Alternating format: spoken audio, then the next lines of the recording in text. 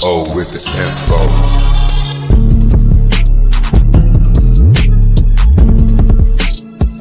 I got the profit up. I always double up.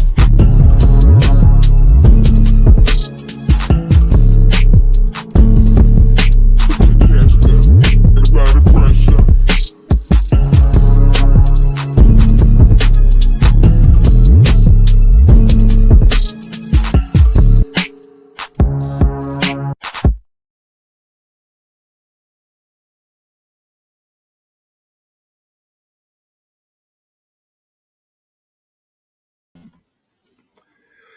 Yo, what it do? It's your man, Mr. O with the info. Give me what you need to know. But, you ain't here for me though. Yeah, your cynical millennial back in full effect, coming correct. You know, it's been a while, long time. Nigga had to switch shifts and whatnot. So I'm gonna try to be up here on this little late night with y'all. And before we get started, make sure that you hit the like button, subscribe to the channel, and if you choose to want to donate to the stream, you can humbly sock it to my pocket at $MISTRO70, all cap but no cap on Cash App, PayPal, and Venmo. You know, I really been sitting back these last couple of months, weeks, days. Oh, we gonna be discussing a whole bunch of things on this political landscape in upcoming live streams. And speaking of politics, before we get into this live stream, we now have 4 years. 4 years, my community, my skin folk, my kinfolk, and everyone in between, FBA, tether, whatever you want to call yourself. 4 years. My ideologically based, liberal minded, no matter the age group, from silent generation all the way down to boomer to GenXer, us dumbass millennials, and now Gen Zers. I just want to ask y'all this beautiful question that's been on my mind and been on my oh so cold heart for this last couple of years. What has Biden and Harris done for y'all lately? Just asking. Just asking. Just really asking. Jim Crow Joe and his ilk and like they been gaslighting y'all, moving the goalposts, saying they was gonna give y'all this, say they was gonna give y'all that, but y'all ain't getting none of that. Not one bit, not one crumb. For the past 4 years, I had Black people come to me in public, in private, in my family, friends, people wondering about, I walked around with a Trump 2024 hat a couple of years ago, by the way. So they had to ask me, why would I vote for a racist like Donald Trump? I'm good at like little things called researching, right? I just don't believe anything people tell me. Never have, never will. You know what I'm saying? And I'm gonna get to you, elders, supposedly elders that's been telling me since I was a little one. Since I was a little one, it is our responsibility to man up, pull ourselves up by a bootstrap. You know,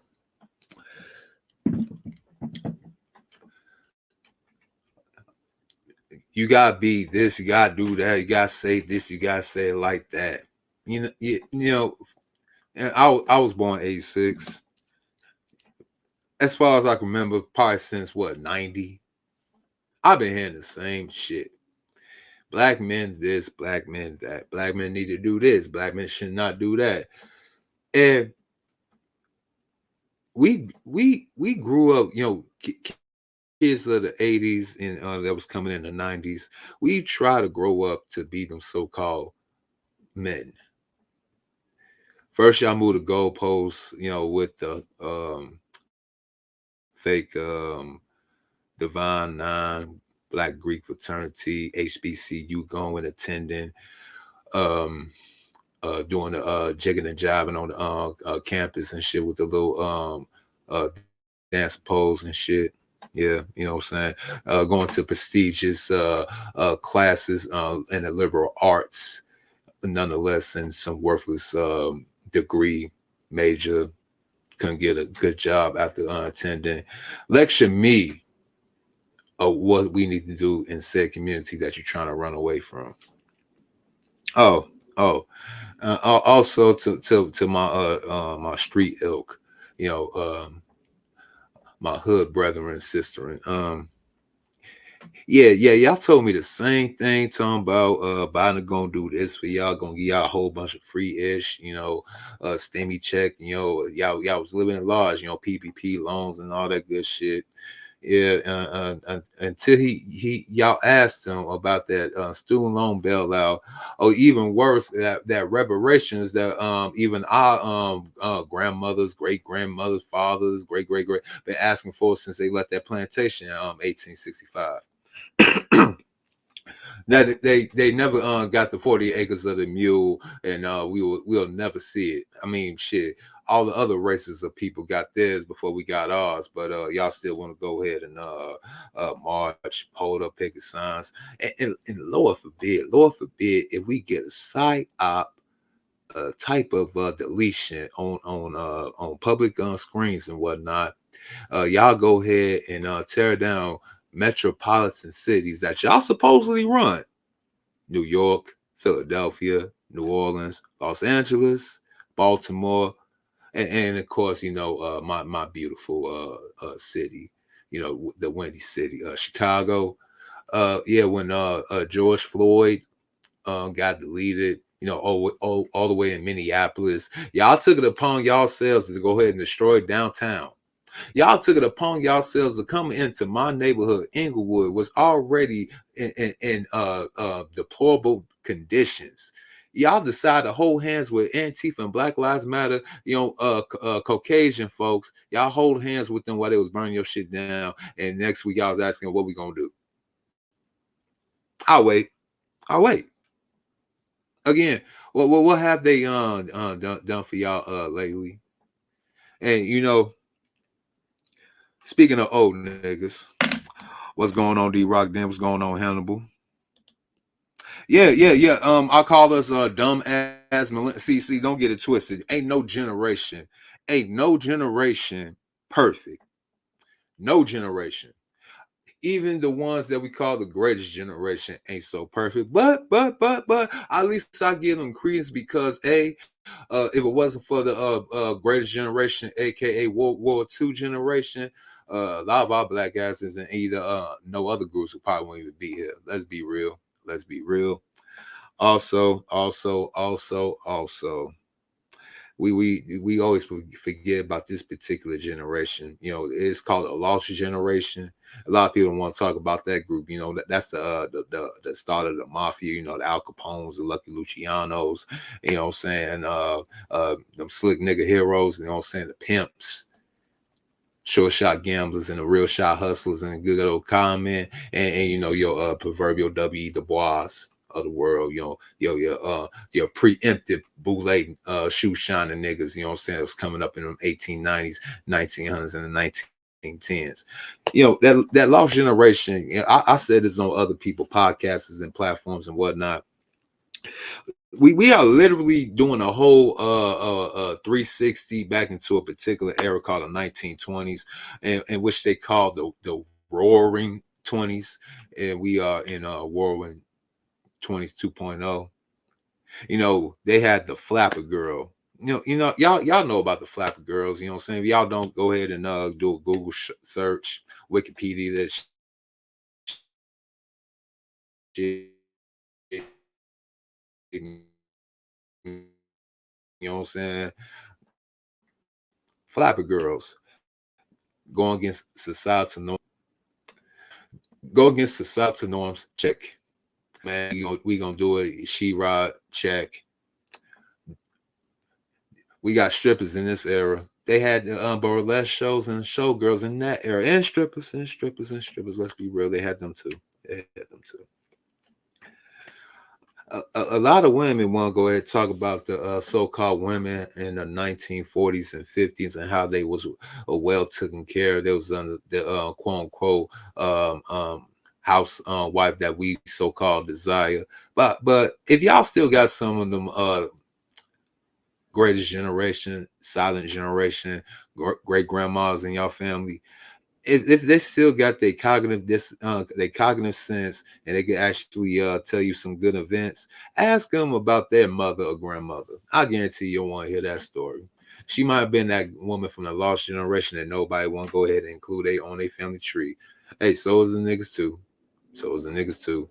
Hey, again, no generation is perfect, right? Right?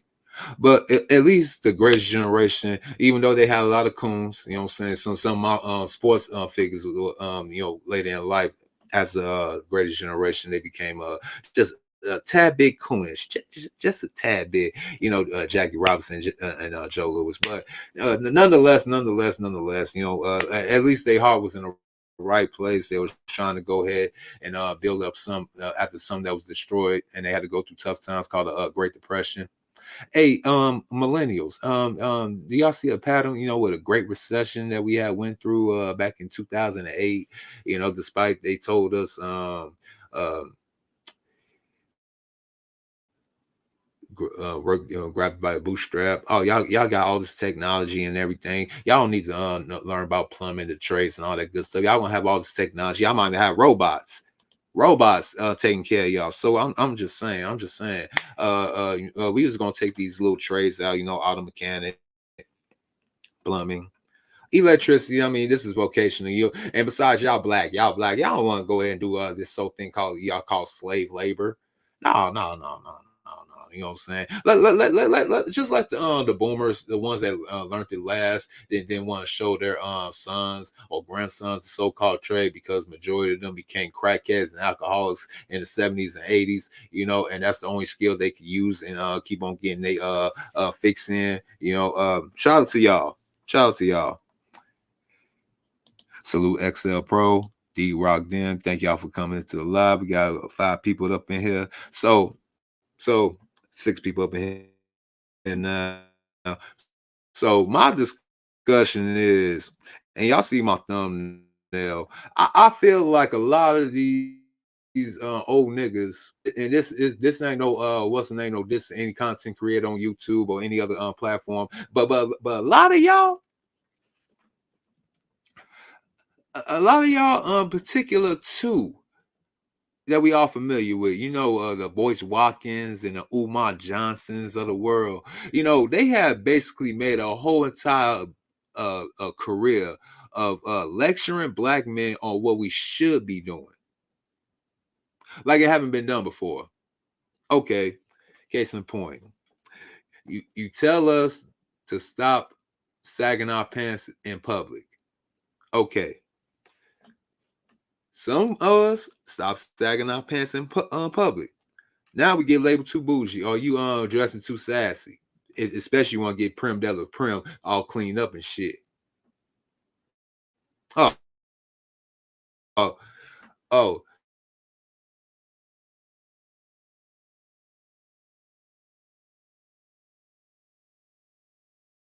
Y'all need to adjust your tone, proper diction.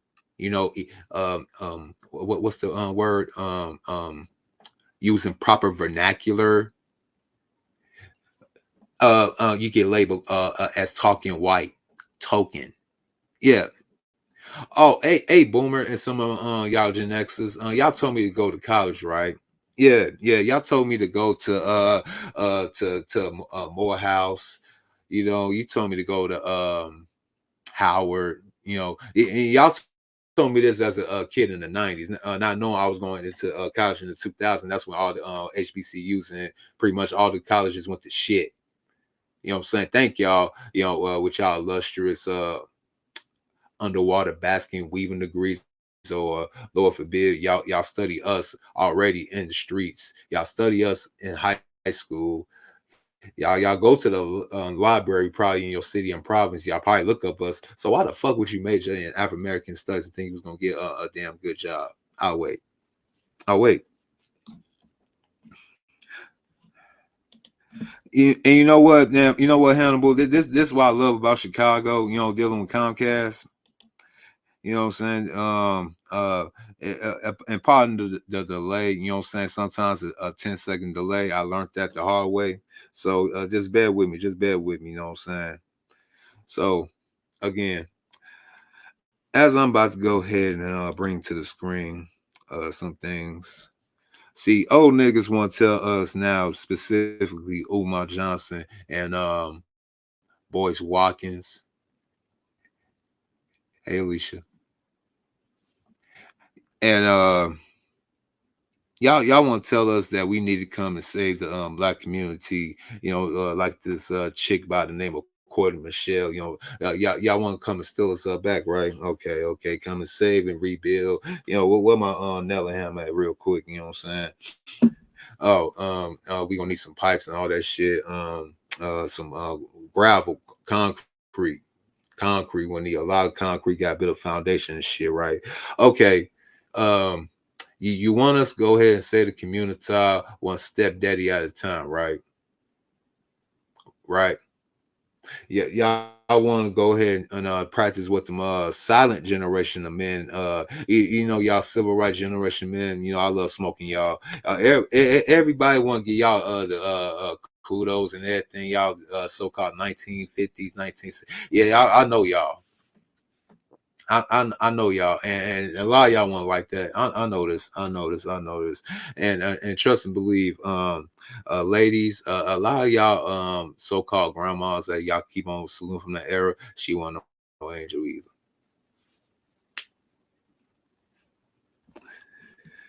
But we have Moist Boyce Watkins and Umar Johnson telling us why we should go ahead and save the community. But first, just let me go ahead and share how some the real men that they want feel about dating a single mom. Let's go ahead and take a look see at this, and I'll be right back.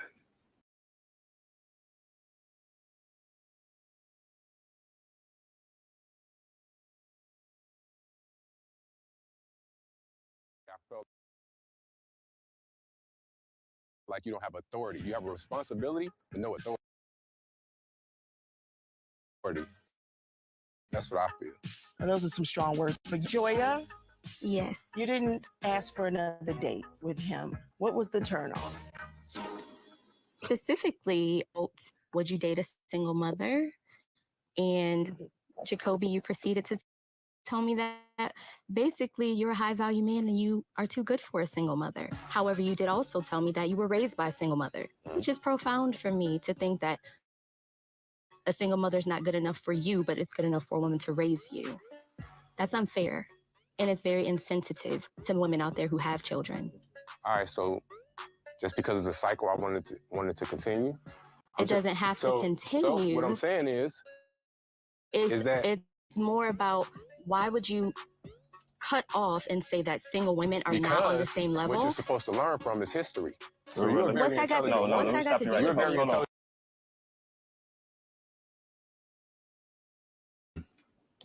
See what I mean? It's always a captain saving, you know what I'm saying? What's cracking, Chaos Rain? What's cracking with you, bro? You know what I'm saying? Yeah, I see you was about to go live and over there too. If not tonight, last night, I probably missed it, but salute to you, big bro. Yeah, Moist Watkins, you know, Umar, Panda, and Johnson, you know, and the like. But this is what they spawn right here. Let me go ahead and try to make this what's the name, just a little bit bigger, you know what I'm saying? There we go. There we go. Now we in motion. Now we in action, you know. Even though to this coding and shit like that, you know, I'm not really good tech savvy like that. I do editing, I do a little music creation here and there, you know what I'm saying, while I'm not working my square job. But as I'm learning the roundabouts of this stream y'all again and trying to go ahead and give y'all a good show, make sure y'all hit that like button, subscribe to the channel, and you see if you want to choose to donate, you see it right there flowing right there at the bottom. But guess what?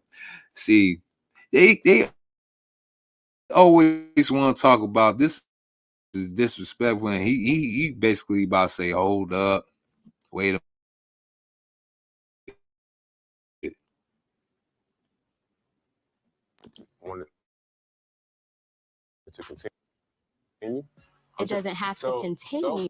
What I'm saying is that it's more about single women are not on the same level. what you're supposed to learn from is him.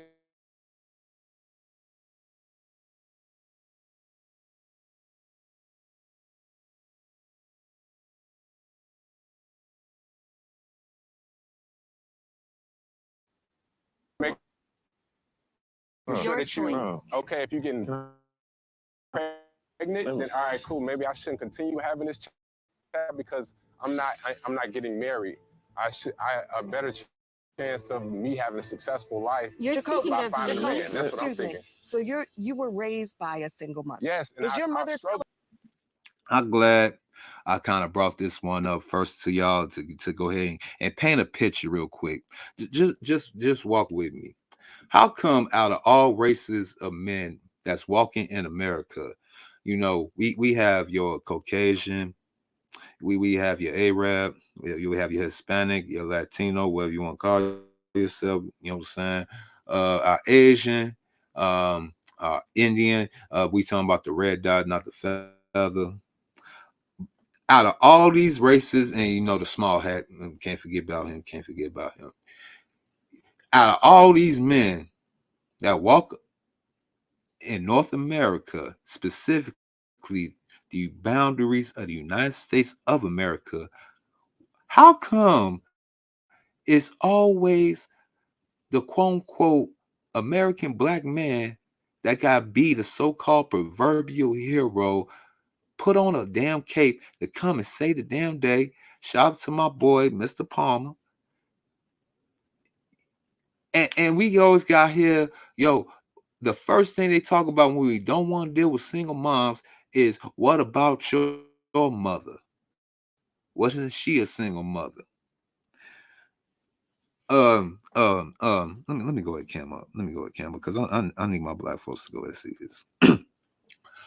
Today's the day that gaslighting bullshit of using our mothers, the women that brought us into this world, to negate the fact that depending on what kind of character she might be, yes, she might have been a saint like Mother Teresa, or hell, Lord forbid, we had one of them Antoine Fisher, or Lord forbid, precious mothers.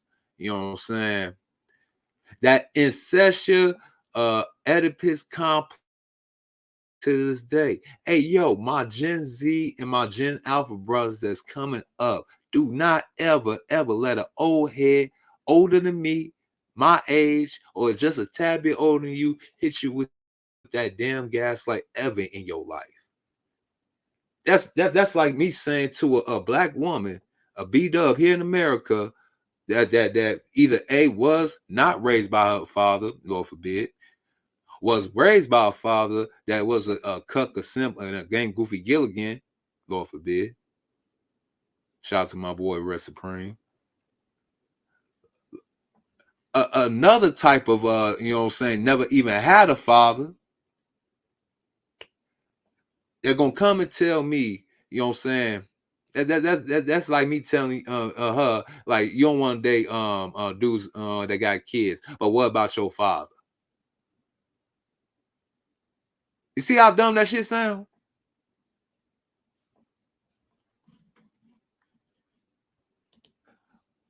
See what y'all saying. Oh, you still might go live. All right, that's what's up. That's what's up. That's what's up. But yeah, this particular topic and argument gonna have to cease. I hate to tell y'all, a lot of y'all low IQ black folks, not even just in the community, you know, in the hood, but even you so-called educated Black Greek fraternity membership having uppity and non-uppity want to still be down with the so-called cause black folks. Your gaslighting tactics is not gonna work. It doesn't work no more. You know, using your so-called struggles of the 1950s and 60s don't hold weight in 2024. Could you even unify the modern day people? And I'm talking about the elders that can actually walk around, do some damn marching. So I'm talking about you late boomers. Do y'all really want to go ahead and treat this as 1969 again? But y'all in charge. No. We know y'all. Y'all was kids, right? Y'all was kids and teenagers turning up and burning down shit when y'all now y'all destroyed our circumstances. Now talking about, well, we did it and we built it right. No. After the King assassination riots and the Democratic National Convention riots in the 70s, 80s, and crime, majority of black neighborhoods in my city, Chicago, never came back, and they decayed and decayed and decayed and decayed all even to this day. You want to see a black neighborhood in Chicago? Go in the Roseland. Hey, come to Inglewood. Go to also on the west side. Yeah. You'll think you in Iraq. You'll think you in Beirut. And why is that? Because of old niggas that don't want to clean their shit up. That's why. What's going on, Jonathan Coleman? Nice to see you up in here, man. Appreciate you coming up in here. See, I'm getting sick and tired of these old civil rights generation Negroes. They still walking around. They tell you to continue the good old fight. But I thought that shit was settled in the damn 60s. Did y'all not get hosed down? Did y'all not get rocks thrown inside your head? Did not dogs bite your ass? Hell, boomers in the late 70s and early 80s when they was taking all y'all jobs away. Did y'all not go ahead and do all them strikes? Did y'all not protest in the damn streets and tell half y'all city down again? You know what I'm saying? Oh, don't get it twisted, Gen Xers. I got something for y'all too. See, a lot of Gen Xers must got what's that thing called? Some memory. Like a misplaced memory. Now, I give y'all credit, Gen Xers. Some of y'all seen the area y'all ways. Y'all come on YouTube and try actually beat elders and kick game the righteous way to younger brothers such as myself and even younger men that's coming up. You know what I'm saying? But a lot of y'all got amnesia, don't y'all? Y'all want to go ahead and be on the soapbox and high horse too, and act like we haven't forgot about the 90s and 2000s. That's a lot of reasons why we here right now. You know, hip hop culture, rap. Yeah, I know it's all about the so-called boomers, but that's really a Gen X element. That's y'all shit. That's y'all shit. Until y'all start making millions of dollars on rapping on wax, that's a Gen X shit. But let me go continue with this. Why the men they really don't want to be stepdaddies. Listen to this, and listen how this redbone chick try to gaslight him. I'm still Did alive. she struggle or did you struggle? Both of us struggle. Okay, so your words that echoed all around social media, and I want to make sure that we have this clearly, were, I'm a high value man. I've done things to step up my echelon, and I'm not going to settle for a single mother. Yeah, Did I have that correctly? I want to be clear. Yeah, we sell it. Right. So what makes you think you're a high value man? The car you drive? No, the value I put out into the world. What about your character? I have great character. I built myself to basically have better choices. You want to know why? Because women can choose and make a choice. They can say, I don't want to date a man. Y'all heard that right? Y'all heard that right? Yo, hold on. Let me go ahead. And bro, cooked her ass. You know what I'm saying? I like how you responded. Let me go rewind that back real quick. Correctly, I want to be clear. Yeah, we sell it. Right. So what makes you think you're a high value man? The car you drive? Hold on, let me go a little back.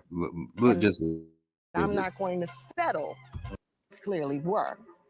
I'm a high value man. I've done things to step up my echelon, and I'm not going to settle for a single mother. Yeah. Did I have now? Hold on, man. Let me hold on. Even the red bone chick. See, that's that look right there.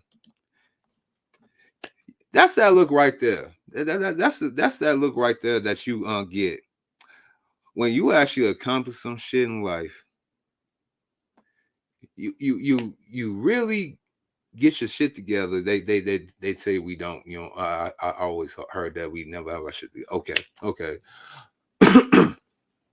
Once we start coming with standards or even understanding, like he said, his own history, you know, if being raised by a single mom, and we know not all single moms are all.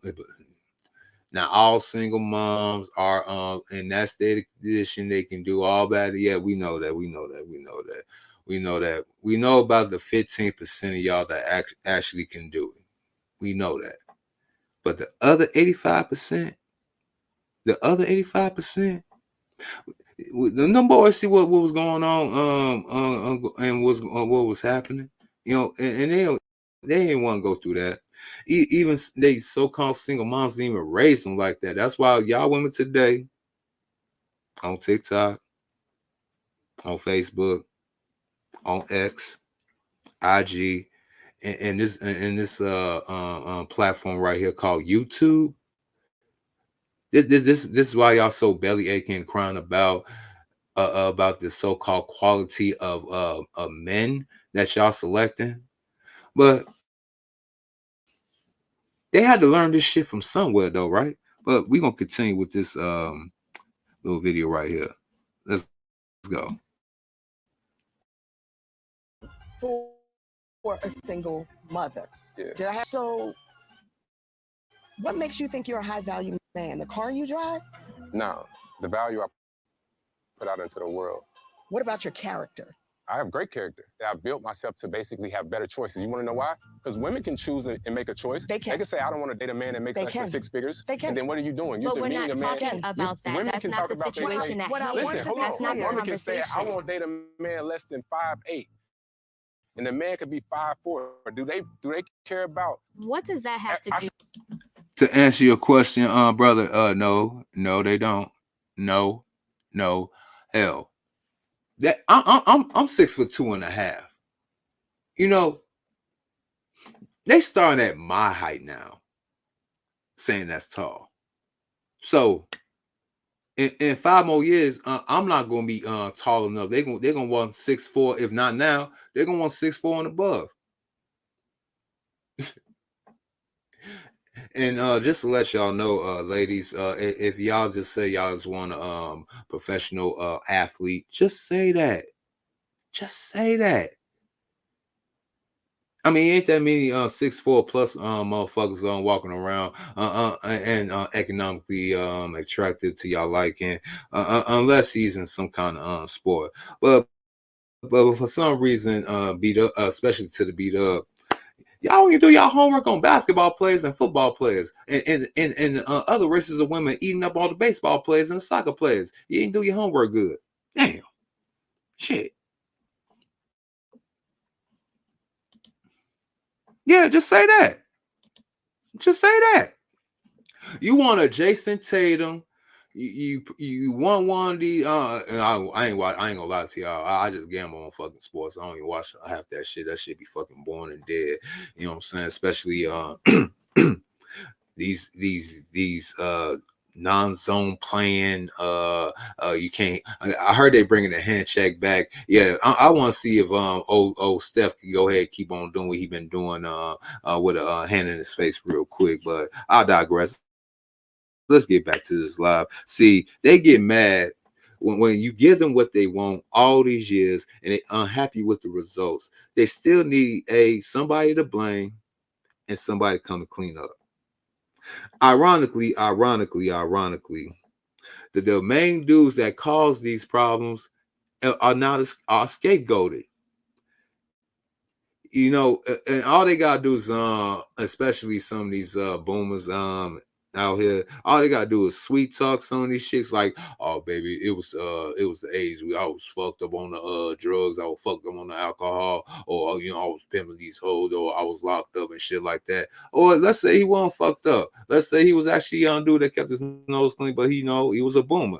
You know, he's half selfish, you know what I'm saying, really naive, but they know it all. Majority of them, let's say they did get that good old job, you know, at the so-called warehouse factory plant, or let's say they was the token Negro, you know, your Wayman Tisdales of the strictly business of the 1980s and 90s era. Let's say he did work in corporate America.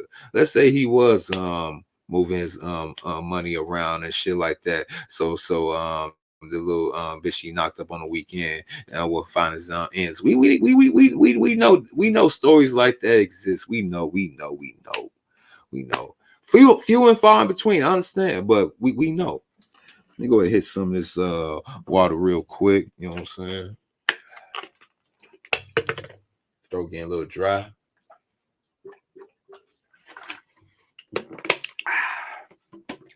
Much better.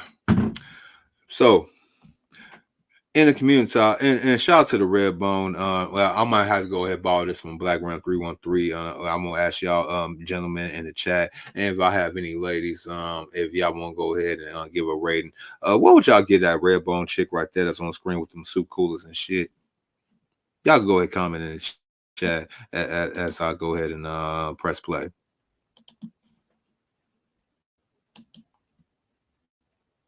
All of those with men, anything. if a fat man is sitting here, he can be a fat man, right? But if a fat woman is sitting here, you would say, oh no, we're body positive. Oh no, we can't say that. It's all about picking her up. So every time it's saying something from a man, bro, it's down. You got a lot on your back. Yeah, okay. Man. So what I want to be clear, not just for you, but for everybody out there, is the car you drive, your resume, your bank account, your accolades is not what makes you a high value man. That's bullshit. So hold on. Time. Can we call foul on the field? You know, which one is it? Which one? What is it? Black men, you know, they don't make over 100K on their they don't drive no cars. They ain't got no. We got a black man they got all that shit. And now they talking about it ain't always about that. It ain't about the car. It ain't about the job you got. You just because you making over 250K, you think you better than all the rest of us.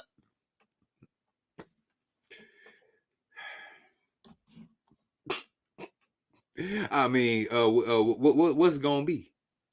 What's gonna be? Y'all say that we not up here, and when we get here, y'all push us up even a little further till we be like, man, fuck it, we go back down here. Then y'all say, see, we told you, nigga. Come on, man. Let's press play, man. Let me go and press play. We are all defined by the sum of our deeds and our character, and you, brother, are coming up to the sum of zero. Man, again. I'm gonna tell y'all, black folks, that so-called gaslighting, getting y'all emotionally drawn in.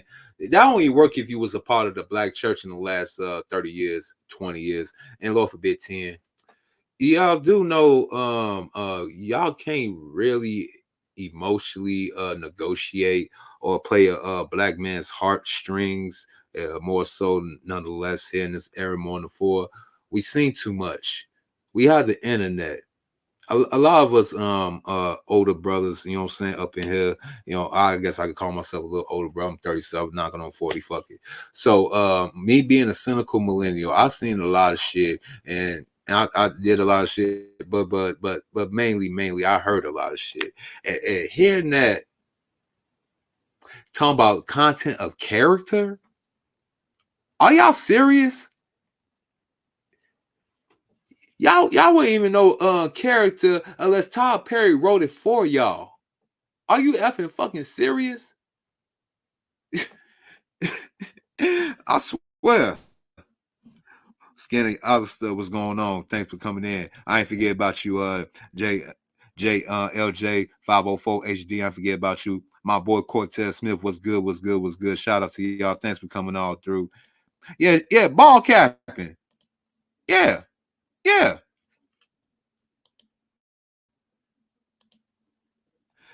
This why motherfuckers gotta stop tricking on these skeezers. See, took the worst ride in my mouth. I know I used to make a lot of videos just going in on the beat up. You know, I've been on and off for 2 years, and I was trying to go ahead and educate some of you niggas. But for some reason, I have watched and been watching, and y'all let the women take over. Y'all let the Rainbow Brigade take over. Pro Wax is still out here trying to go ahead and sing that same old song, and it's always these old niggas reestablishing a buzz by acting like they ain't did none of this shit. We got niggas like Plies, talking all this pro blackity black stuff now. You know what I'm saying? Acting like a damn agent. Again, we got old niggas. And I'm not talking about my actual elders. That's the difference between an older and an elder. Elders actually know what's going on, self-aware. Hell, I know some older men that come up to me and say, "Hey, yo, young blood, yo, keep talking your shit, man. Yo, I'm around these same niggas age, and I'm saying that shit the same back then." I said, well, "How come you ain't grab one of them damn tape recorders and go down to one of them damn public what's the name? I know they got one in your city, one of public broadcast stations, and say what you had to feel, bro. You got open season in the '80s." Oh man, I was young, and you know what I'm saying, I was still trying to get my. So I ain't trying to hear that shit. Ain't trying to hear it. And that always been our Achilles heel as black men. Hold on, man. Let me go ahead and stop sharing the screen real quick. Yeah, I told you I'm still trying to learn this YouTube thing real quick. Let me go back right here. All right, so these old niggas and these old talking points about building, rebuilding, saving the community. I mean, once y'all the ones that was destroying it with y'all so-called disco or punk or soul music and shit like that, and y'all staying up all night in them pimped out cars in the 80s and 90s, going to every nightclub, and some of you gang banging dudes in the underworld, y'all was out here doing all type of drive-bys. You know what I'm saying? Doing all type of shit. And maybe I'm just being anecdotal. I'm just talking about my surroundings, but still though, I seen that shit. And now when y'all go ahead and some of y'all clean up for the 15th time at rehab, finally getting your first job at 40 years old, going to the county, getting your dentures and getting your teeth work done and whatnot, getting that salt and pepper liner and getting your restoration in. Now you want to go ahead and hop on your soapbox talking about y'all young men need to go ahead and step y'all game up. Y'all young men out here still gang banging and dope selling and shooting about bang bang. We did that already. We did that in the 80s. Y'all young pups ain't doing nothing. Nigga, who you think we learned from? Y'all love to brag about the glory days when y'all used to do the fuck shit. Now y'all getting y'all 12 years. Now y'all talking about, oh no, don't do it like that. Don't do it like that. No, don't do it.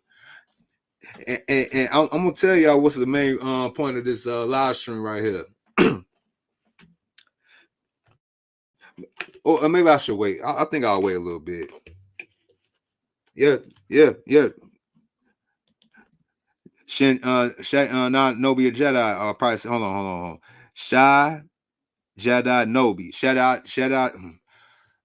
Yo, please don't ask me to say your name 3 times fast. And yo, please don't donate. Please don't ask me to say your name 3 times fast, bro. I ain't gonna do it. But shout out to you, Nobi. Shout out to you. We gonna call you Nobi. You know what I'm saying? Yep. Public access channel. Yo, I ain't trying to hit. They have public access. Y'all had talk radio. I ain't trying to hit.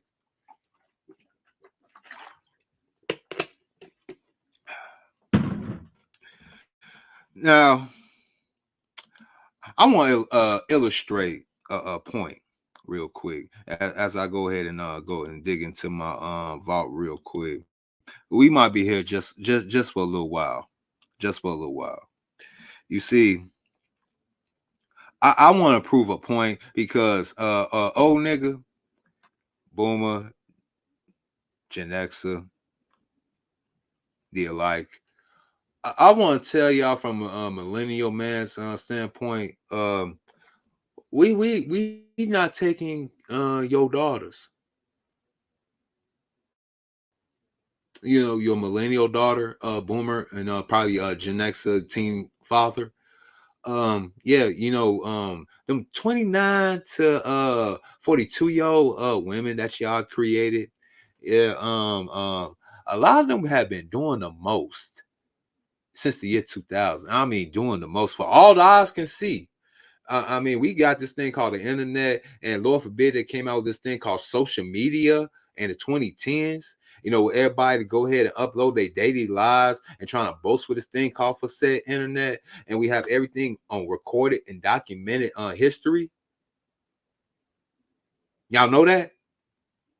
Oh yeah, about that. They've been showing the most, saying what they weren't gonna do, all that good stuff. All right, so they already got daddy government already in their back pocket, so they could say less. They really could say less. I mean, they could go and get housing, the welfare state, if they fall on hard times, right? Right. If they fall on hard times, they could always go to daddy government, right? But if they do have daddy, they fall back on y'all because I believe and I concur. I really truly concur here in the 2000s saying times on robbery and drug charge. Y'all little nigga away from my if y'all was around, especially y'all yes baby please your baby cuck ass fathers. Yeah, we know about y'all daddy's little princess spoiled. I'm really about to go hard on this one, especially to the men of the ghetto, especially men that was making it rain in the 80s and 90s, you know, in the dope game. Or let's say you had a high illustrious job, you know, working in them said warehouses, stockyards, steel mills, and you splurge just a little bit in the 80s and 90s because you know you gotta keep up with the Joneses, right? You know, the wife gotta have the nice little necklace, new nice car. I got my own car, but she gotta have her own car too. You know what I'm saying? You know, we got this thing called television. You know what I'm saying? It's a big old tube. Hey, I got this thing called VCR. I bet you ain't got one of those, huh, young man? You see that girl right there? That's my daughter. That's my little princess. And some of y'all still stay in the hood. Y'all spoiled, ghetto, ratchet girls. Hold on. Do y'all understand what I'm trying to tell some of y'all? Y'all see some of these drug lords stories and shit like that, and you be seeing some of their kids and shit like that. You know, like the Fat Cat Nichols, the Fluky Stokes, and all the rest of them. They had kids, right? They kids literally watched and grew up in luxury, right? Being surrounded by the. So you spoil your daughters while living in the hood.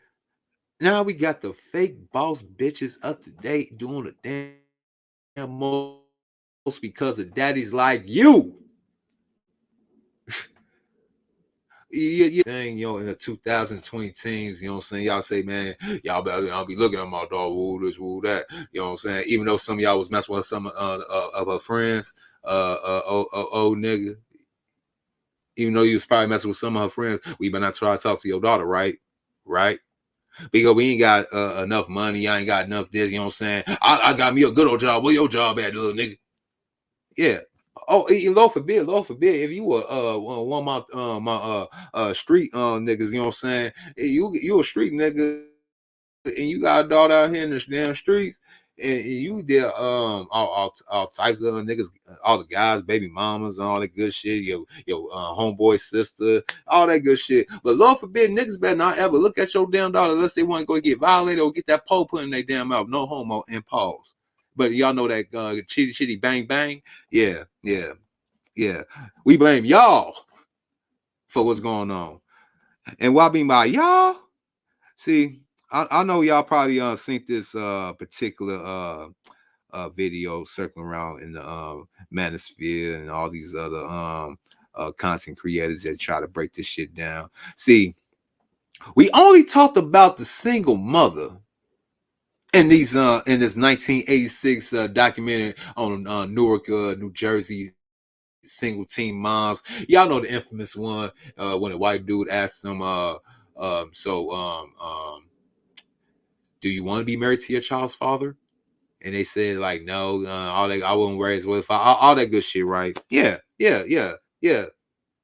Them silent generation and probably them older booming niggas, you know what I'm saying? They was talking about them back in the 80s.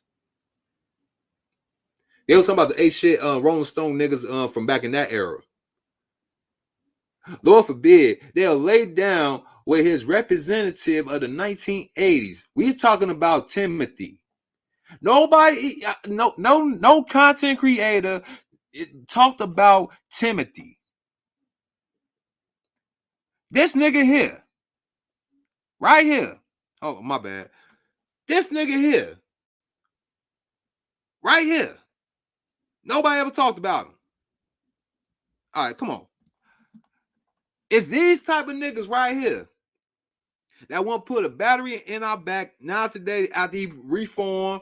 Probably got with his 6 baby mama and end up squaring up, wife and her, neglecting the other 5 baby mamas and all that good shit. Take care of that one good kid.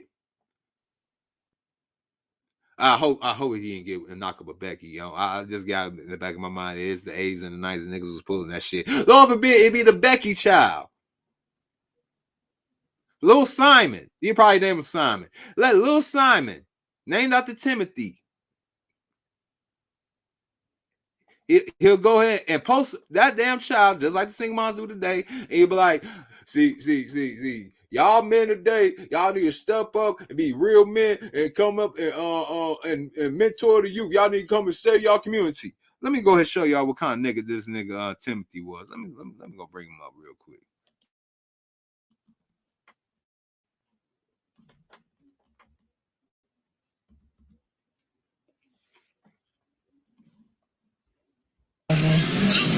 Did you talk with Timothy about how you were going to support the baby when you were pregnant? That's what we did. No, we didn't even talk about how we was going to support the child. Timothy McSeed held it several times on robbery and drug charges. He was brought up in New York by his mother, who was 16 when Timothy was born. His father has another family in another city. Timothy has a talent for drawing, which he has never developed. He dropped out of high school at 16 and spent 2 years in the Job Corps. He was 23 when he and Alice had their first child. Timothy does not support any of his children. Now, did y'all hear that? Now, did y'all hear that?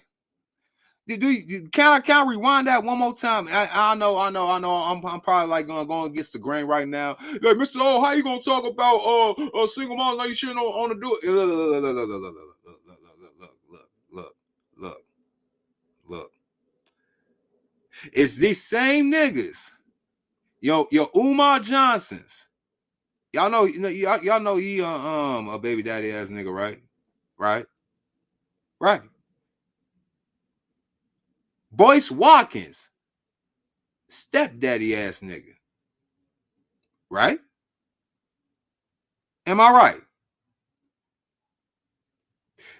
They want you to take advice from them when they was this nigga here, Timothy. My bad, Timothy. They want you to be like and clean up this nigga's mess. He don't want to enjoy all the back shots. I mean, I probably want to brag, though, Timothy. I mean, shit, and you know what? Maybe I gotta give y'all dudes from the 80s. What's the name? Y'all some strong brothers. Y'all really had to deal with strong looking face chicks, and them chicks would start getting fat in that era. Salute to y'all. Y'all took a lot of one for the team, but I digress. Y'all want me to go ahead and raise the ilk. Matter of fact, first of all, had to marry. Now we got wife up his daughter, or you know what I'm saying? Oh, ladies, his son. If there was a son, he's my age. 86 was a beautiful year. You know, unfortunately, that's when crack made its debut nationwide. I mean, that was a hell of a year, though. You know what I'm saying? And I believe that space shuttle blew up too, but nonetheless, Timothy. Let's hear what they said about Timothy again. Now, I understand, ladies. This who y'all was talking about, right? Him, right? His name Timothy, right? This who y'all was talking about, that so-called bad black man that make all the babies. Walked out of the house. That's him, right? His name Timothy, right? And what they say about old Timothy boy? He was 16 when Timothy was born. His father has another family in another city. Timothy has a talent for drawing, which he has never developed. He dropped out of high school at 16 and spent 2 years in the Job Corps. He was 23 when he and Alice had their first child. Timothy does not support any of his children. How many children do you have? 6. 6 little crumb crushers. So hey, now can I ask y'all, yes, Cortez Smith, yes they was, revisionist hit. That's what it is. God dang it. Revisionist history. That's what the word I was looking for. They doing this, they got static memory and trying to do revisionist history. Now, you gray hair glamours on the internet, you know, that's giving so-called glamour advice to the younger women that's under you, even though they owe to the Gen X's and now older millennials, you know, your sister and now y'all trying to go ahead and corrupt the youth of Gen Z and Lord forbid Gen Alpha. Gen Alpha ladies, the world is yours. Don't listen to them. Follow what's on that tablet. Hopefully it's kid safe. Don't watch Disney. You'll be all right. Because Disney, you know, this whole fairy tale that you could be, aka ride or die chick, but for some reason you go ahead and be a princess in a castle, really messed and discombobulate a lot of these chicks of today, and it's got to be called out, and I call it how I see it. Y'all really doing the most out here, and we know why now, because of niggas like him. Now Timothy, he didn't take care of his kids. They allowed it. They allowed him. Hey, Gen X guys, I see why y'all be talking about these boomer niggas. You know what I'm saying? I don't know if he a Gen Xer, but I think he a boomer though still. I know why y'all hated these niggas, because they set y'all up for failure. They was doing all the drugs and all the killing, but y'all was going to jail for all them years because of these niggas. They made a bad name for y'all because of these niggas. They made child support laws more stricter, more what's the name, because of these niggas like Timothy. Let's hear what old Timothy gotta say.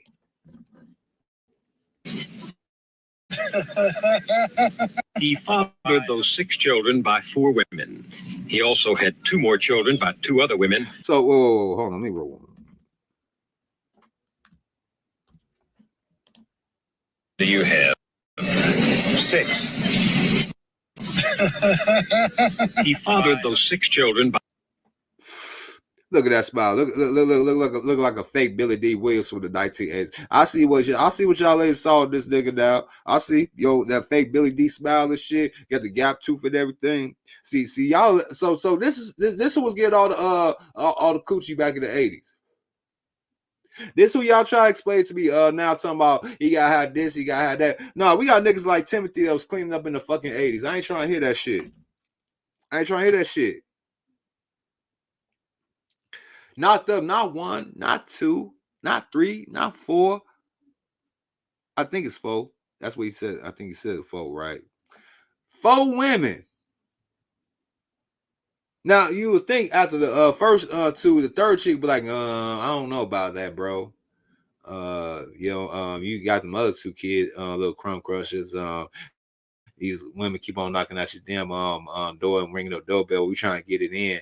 I don't know. You got this thing called fatherhood down to a science, good guy. But I don't know. Maybe I could change it. And you gonna be unlucky unlucky 1 and number 3 and 4. This is where that no accountability bullshit come from right here.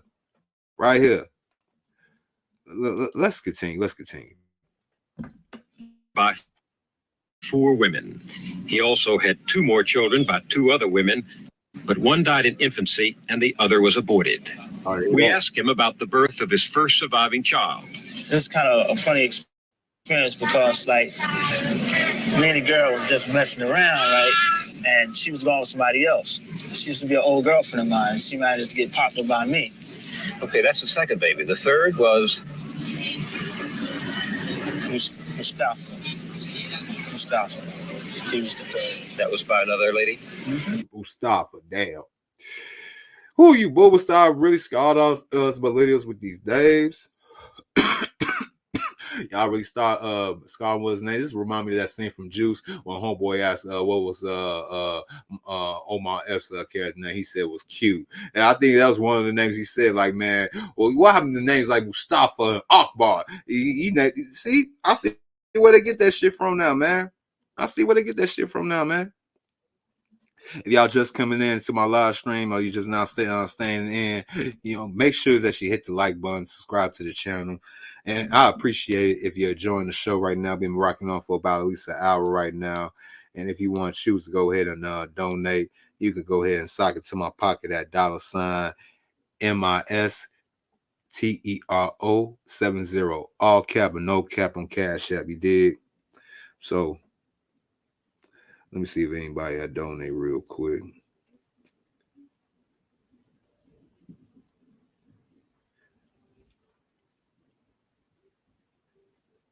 Nope. All right. We still gonna continue. We're gonna rock on. Hopefully, y'all go ahead and donate after the stream is over with. What my man say? People gotta stop using the Pookie name and start calling these losers Timothy. That's his name.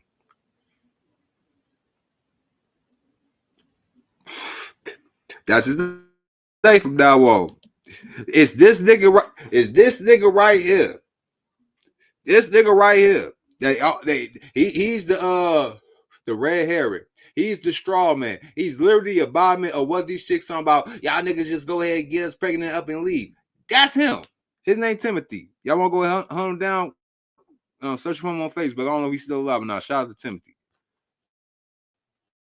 Mrs. Ward. Yes, I go see him every now and then. How old is he now? He's 5, if I'm not mistaken. 5 or 4, even more. And then the fourth one was Shimon, her twice. 2 times. what happened to her? It was a family problem. You know, the father don't want me to see the mother and all that. You know, so I got tired of running behind her and found me someone else. I didn't have to sweat it because I guess the father was taking care of them anyway. So that's another thing. And he just he just answered the other boogeyman argument in the room. Hey, hey, black men of so-called community. You know why they mad at you, passport bros? Hey, millennials like me, you know what I'm saying? I know we had a rough start in life. You know, the 2000s didn't really treat us that well. You know, housing and all this other stuff. The women of our era said, "Man, can you pay our bills? Can you pay our telephone bills? And we need a soldier at the same damn time, even though we're gonna get killed." And you know, we had the Keisha Coles singing and shit like that. She should have cheated and all that shit. We had went through a lot of shit. A lot of shit.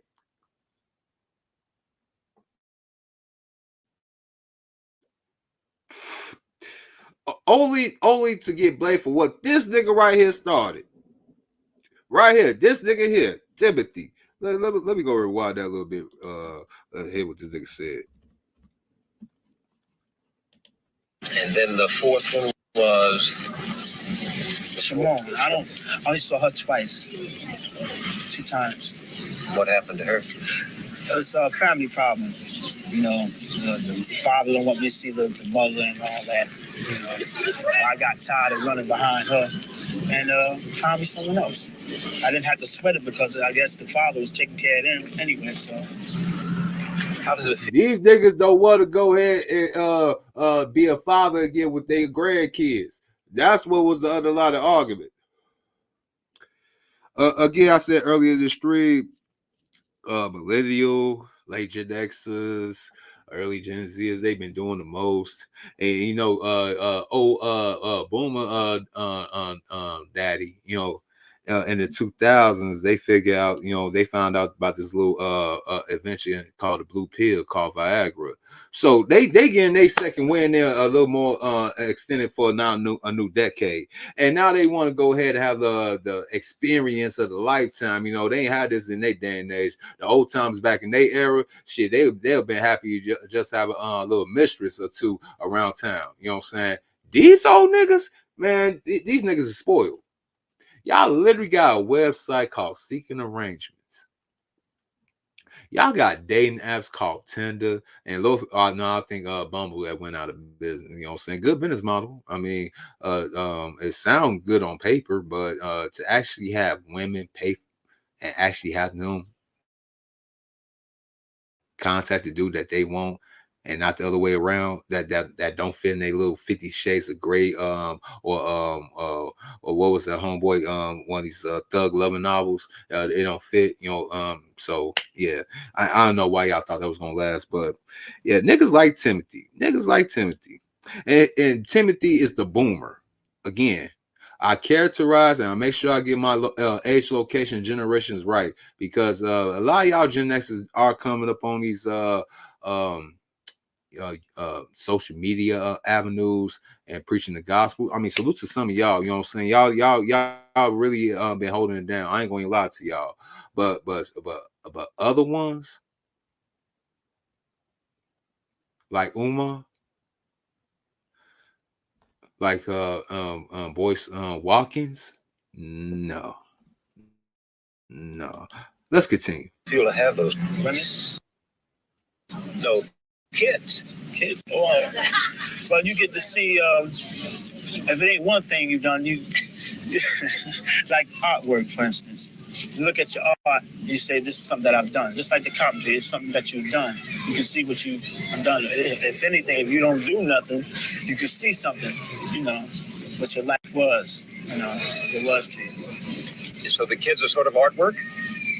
Well, not really, but you can, like they might grow up to be doctors or actors, you know, and you can say, look, that's my boy, or that's my girl, you know.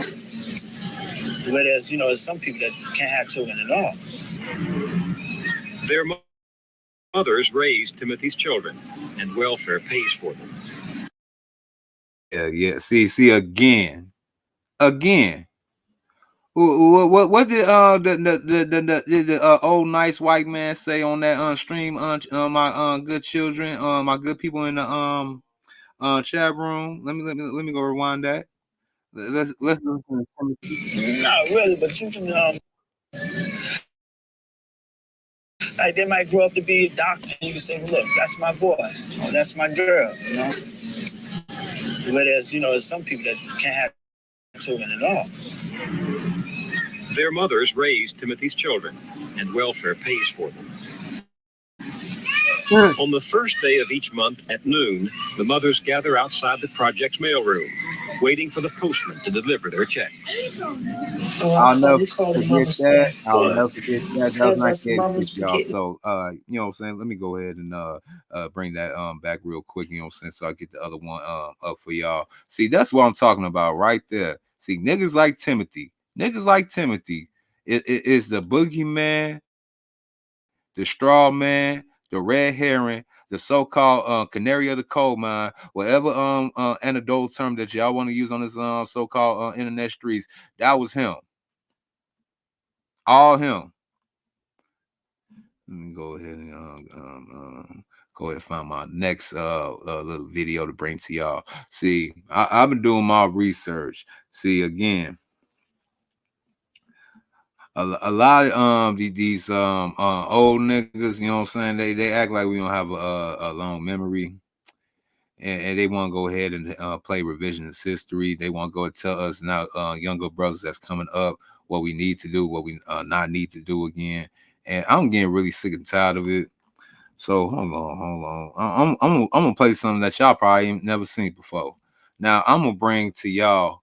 Now that was Timothy of the damn 80s, right? Right. See, that was Timothy of the 1980s, 1986. Now I'm gonna talk about the 1990s. One second. Let me go ahead and bring this up the screen.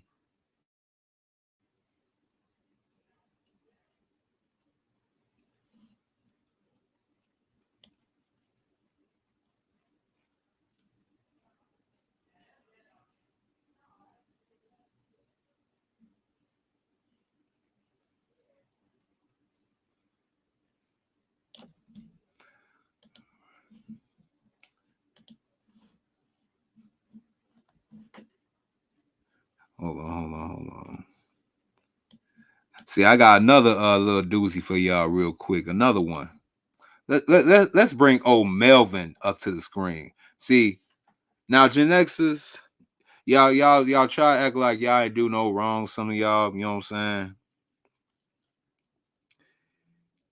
Yeah, they had no problem waiting neither, did they? Yeah, Nobi. Yeah, they ain't had no problem. None whatsoever. And they'll tell you they had to do what they had to do, despite they probably messed with a nigga like Timothy in the first place, so they could get said welfare, so they could stay in said hood, said projects, whatever they want to. Lord forbid they get Section 8. That's when they start to want to do that other migration out of the hood and into the suburbs, and that's when a lot of suburban white kids and even the suburban black kids that was already out there got adjusted to the so-called hood lifestyle. You're welcome, Dalton. You're welcome. Shout out to Tiffany Hannien. I got some on YouTube, chick. It's coming up. I love your grifting ass. I love it. But let's continue. I don't want nothing to happen to her. Keisha Hayes has been more fortunate. Part of that is because the... Hold on, man. Let me go ahead and rewind this a little bit.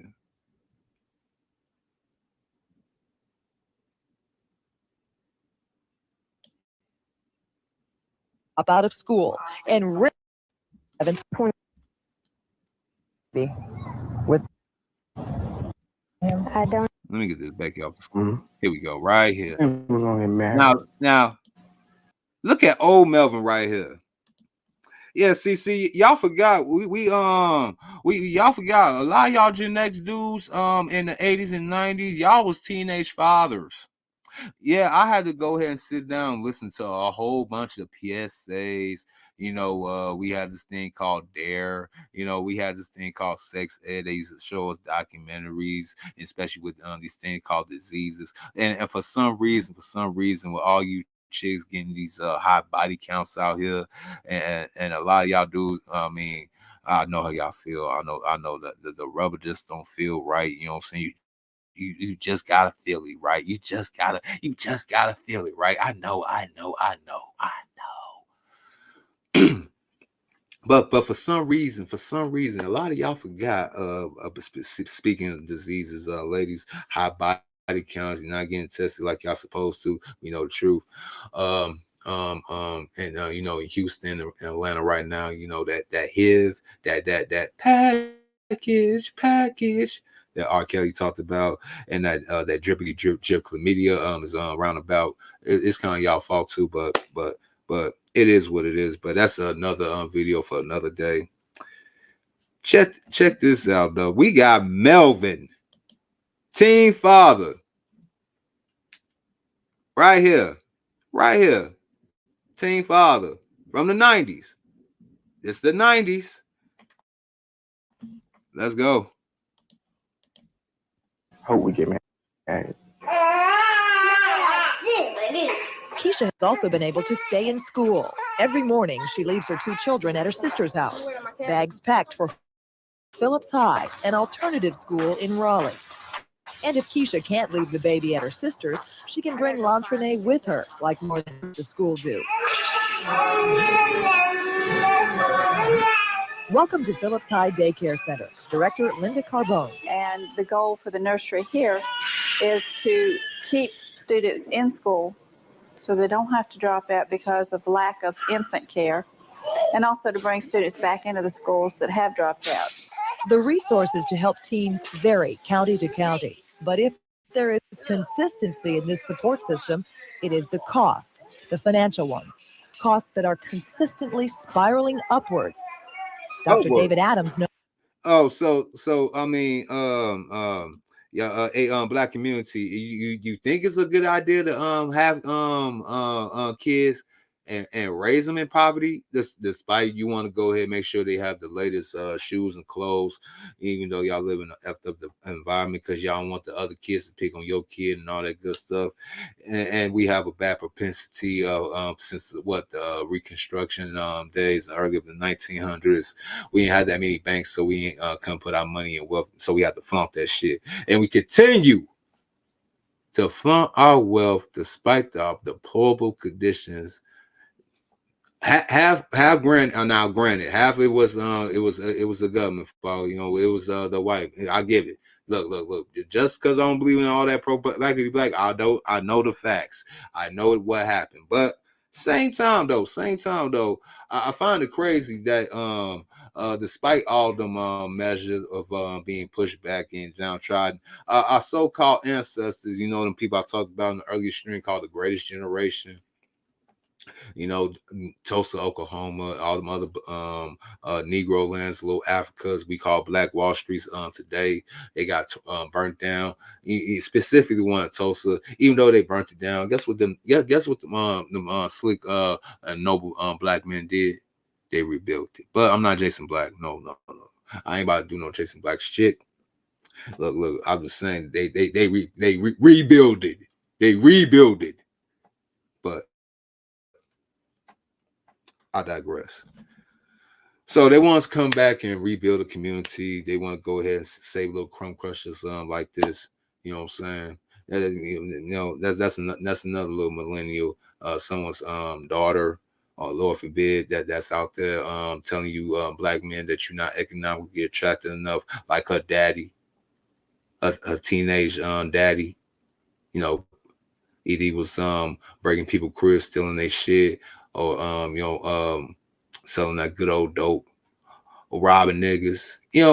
What was a teenager in a metropolitan city back in the 80s, 90s, and early 2000s was doing? Just saying. Let's see what y'all saying in the chat.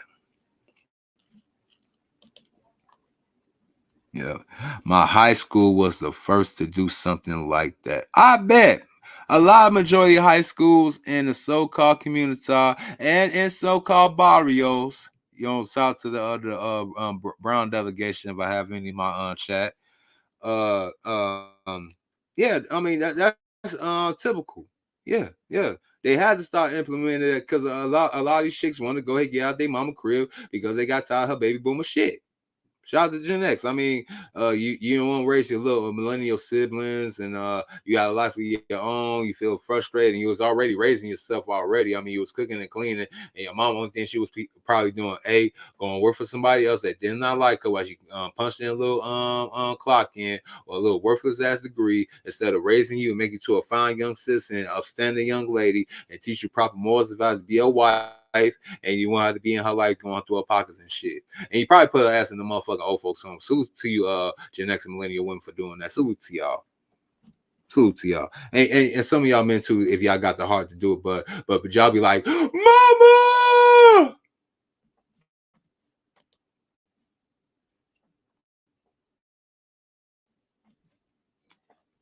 Yeah. They don't understand. See, Nobi, they don't understand that the daycare just means it's okay to be in his and have a baby. I mean, in high school and have a baby. Yes. And that's how black folks interpret that. Yes. Yes and yes. And so there will be forever babies. Yes. Now you seeing what I'm seeing. Now you witnessing what I have seen. See, I've been gaslit, sir. I was lied to.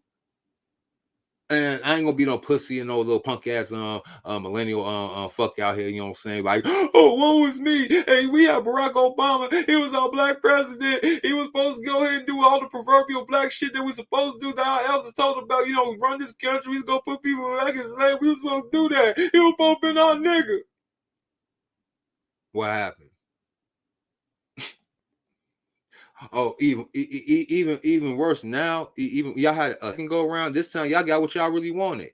Community, y'all got what y'all wanted. Y'all literally got a strong black woman in second place running this country.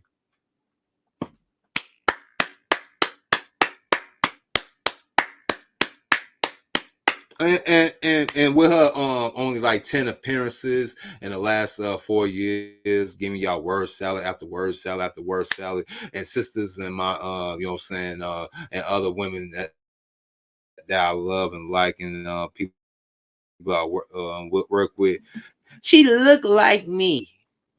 Yeah. But that's a different topic. Let's continue. Let me see. Knows those costs I too. want to see if I got Last year's price tag are the nationwide costs. In North Carolina, last year's price tag for Medicaid, AFDC, and food stamps for teen mothers was $457 million. That was just in that so-called city in Raleigh, North Carolina, by the way. So again, how much you think that's worth now? Because this didn't stop. This didn't stop. I mean, it kept on continuing. Millennial girls following and double down with doing what they Gen X sisters or mamas.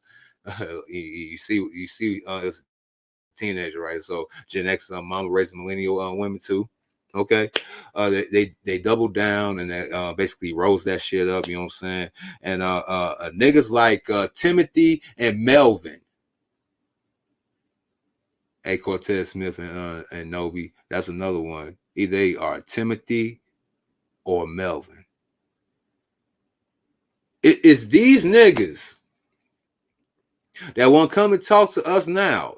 Now, after the cocaine been snuffed up, all the joints and the blunts was all smoked, all the 40 ounce and champagne and Cristal been drank, and the liver spots and the kidney failure starting to set in. The gray hairs start coming out the fucking ears. Then these niggas want to come and tell us what we need to do as young black men with our lives to go ahead and fix some shit that they caused.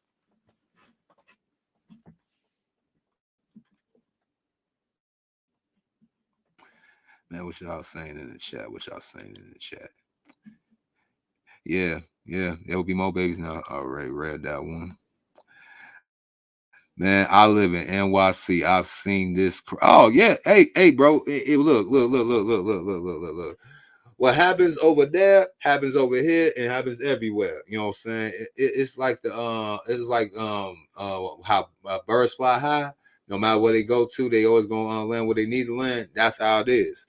Yo, we could take a pigeon from Chicago, let his monkey ass, if he can't fly. I don't know, pigeon could fly that far, or whatever you want. These damn birds fly to Los Angeles. He gonna be like, damn, yeah, the weather's nice, and that's palm trees and shit, but this shit look just like Chicago. Let them leave LA, come back to Chicago, see the same old shit, and then go away to New York, be like, yeah, I see the Statue of Liberty, I see the all this other shit, I see the Brooklyn Bridge, all that good shit, but damn, this shit look just like Philadelphia. This is like Chicago. This is like everywhere.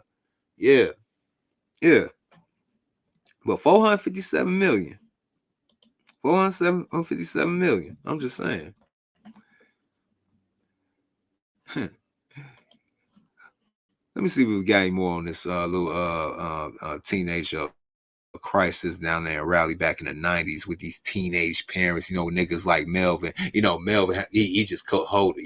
He had to go get his, you know what I'm saying? And he probably let one of these little chicks tell him, like, now, right? I love you, right? And I want to have your baby.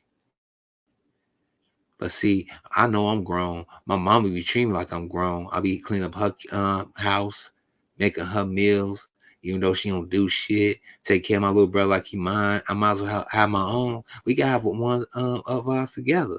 And I know we could get a place. They'll give me this thing called Section 8. I don't know too much about it. I don't know what happened to Section 7, Section 6. But I always heard adults talk about Section 8. And I'll get my own place, but you can't really stay there. But you can pretend that you don't stay there and still really stay there. You know what I'm saying? But yeah, did all that shit. Trying to finesse the system. Now we all got to pay for y'all goofy asses. Again, that doesn't include the cost of the families that go on welfare after their first year. But it's a catch-22. Remember, we're talking about human lives here. I don't see any other ways to get around it. We can't ignore these children.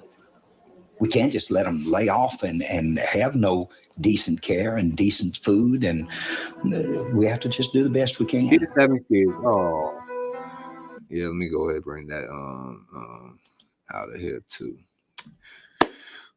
All right, so let me go ahead and bring back the original screen. Now we got the magnum opus of the live stream. This has been a long time waiting. This has been a long time coming. I've been ready to roast both of these motherfuckers real quick, and I'm just so fucking happy. My motherfucking heart is really bouncing out my damn chest, cause listen to these niggas for all these damn years.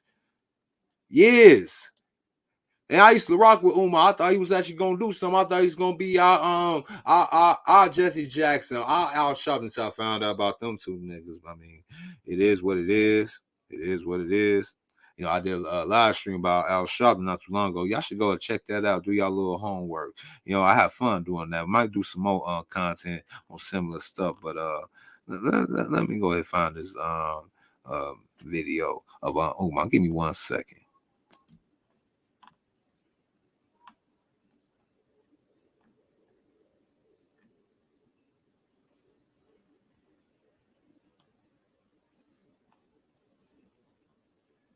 I don't know why I put that. Excuse me.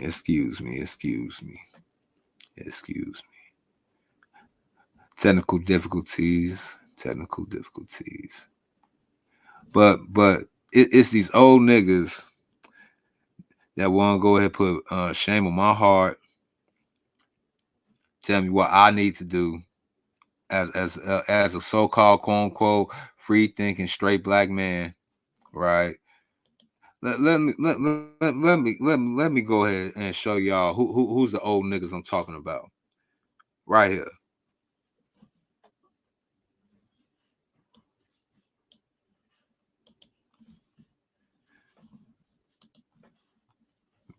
to the screen.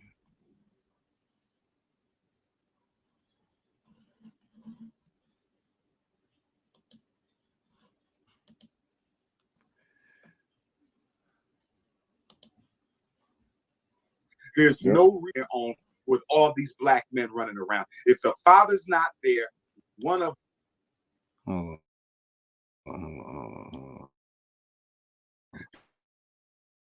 there's no reason why on their own with all these black men running around. If the father's not there, one of us is supposed to be stepping up to be accountable for that young man without expecting. All right. Y'all heard that, right? You know, put a 1 in the chat if y'all heard Dr. Umar Johnson and what he just said. Let me go ahead and rewind that. Okay. First of all, fair use.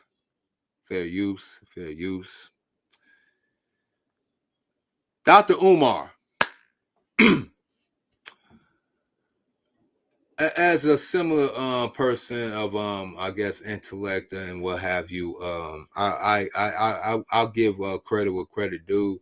I salute to you in what I thought what you was doing in the city of brotherly love, Philadelphia, by constructing an institution for young black men, you know, young black boys and black men, you know, especially ones that might be need special attention and whatnot. Thank you for that. But your PSAs to upcoming free thinking straight black men, your message for us to take not only an emotional hardship investment by pouring in our so-called passion, our thoughts, our intellect. Either we'll do that as a mentor. You want us to put that same type of passion, intellect into another person, especially if he's walking around amongst the living. Hell, I would say if he was locked up, but then that would tell me what type of man that this woman is attracted to. So I'm not her first choice. But you want me to get emotionally invested. Most definitely, you want me to get legally and financially involved to raise a child that's not of my own loins, that does not share my DNA, to walk amongst me, that I have to feed, see, and talk to, and soon probably have the audacity to say I'm not his dad or her dad. Costing you know how much a child costs, right? Even now, $250,000. $250,000 on a span of 0 months to 18 years, give or take. And don't even adjust it for inflation. What's going on now? That number is higher. Dr. Umar, you want me to take on that so-called tradition now in the community talk started by the silent generation. You know, they was the true benevolent men. You know what I'm saying? Everybody deserves civil rights. You know, everybody deserves forgiveness. Everybody deserves this. Everybody deserves that. Vote for Kennedy. You know what I'm saying? This thing socialism, communism don't sound too bad. I mean, yeah. Them. You really want to go ahead and really try and keep on testing something that's been proven, not with anecdotal eyes, but actual statistical data. I know community talk, y'all things with websites, datas, charts, statistics, white man's websites. Well, y'all do know we got this thing called blackdemographics.com ran by black people. Yeah, it's still white man's. All right. Forget it. I mean, the proof is in the pudding. I mean, it's right there. Even who's a blind artist of our era? Fetty Wap can see it. Just saying. Hell, Nobi says more than that. Yep. What was he said, man, he trying to send Negroes through the blender. Yes. Because majority of his audience, who he panders to is women. Hey, I'm a more pragmatic. Hey, get down how you live. You know what I'm saying? Hey, I mean, really, I ain't supposed to judge, but you want to go ahead and make me the sacrificial lamb, homeboy, and men alike. That's not right. And you being a black man, you grew up in these same neighborhoods. You seen how some these so-called elders and so-called government system treated us, especially we take that financial risk. What type of nigga is you? Yep. Let me see. $350,000 and $500,000 from 0 to 21. If you want to raise a kid and put them in a better school. Better school, Nobi? Do you mean indoctrinated prisons? Yeah, you mean those? No. Even so-called private, yeah, you get the so-called network. You rub elbows with so-called elites, and you still a damn dumbass, and you still can't tie your damn shoes in the middle of the street. No. It definitely costs, man. No. Well, let's hear what the illustrious Dr. Umar. I said it pretty good. I'm working on my French. I don't know that. I think that's more of a Arabic name, but Umar. Let's see what Dr. Umar Johnson has to say to us black men. There's no reason why we got all these single black mothers raising these black boys on their own with all these black men running around. If the father's not there, one of us is supposed to be stepping up to be accountable for that young man without expecting anything from his mother. When a mother has to call the police on her son or daughter who's having a mental health crisis, the shame and the blame for that is on every black man in our community. No black woman should have to. Whoa. Who fault? I said, sir. Who fault again? Who? Hold on. Let me rewind that. Crisis. The shame and the blame for that is on every black man in our community. No black woman should have to go outside of her community to get someone to counsel or calm down one of her children. No, you don't say. You said something earlier and basically spoke to what I'm going to say now. The village is our solution. Mm-hmm. Whoa. Hold on.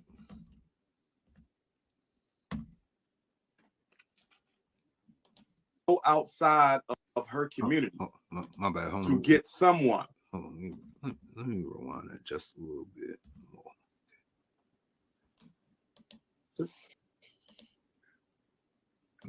The shame and the blame for that is on every black man in our community. No black woman. All right, pause. Now this is the first one. All right, pause. I believe the griot, Madame Noir, a lot of news media outlets has told me they don't like this thing called patriarchy. They don't really need this thing in a home called a father. You know, what else they have said? I'm trying. Hold on. Because I want to make sure I got my mental faculties right for this. Okay. They said that the free hey Umar, hey, yeah, buddy, hey, they said that the free thinking straight black man is the white man of the community. That's what they said. That's what they told me, Dr. Umar. I'm just saying that's what they told me. But as you say, it's my fault that a woman that got her own autonomy, her own free will, Backbone of community. That's what I got 2 of these. I ain't going deaf yet. That's what they told me. They didn't need a man like a fish needs a bicycle. Strong and okay. But you say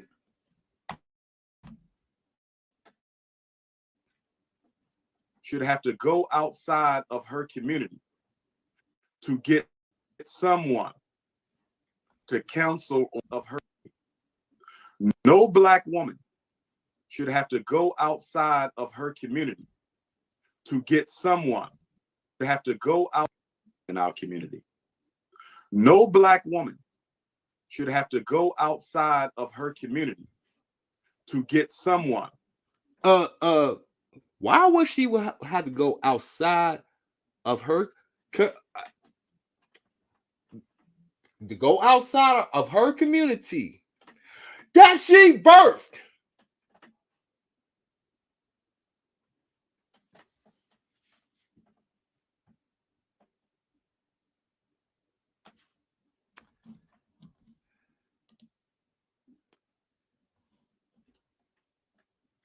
That she birthed.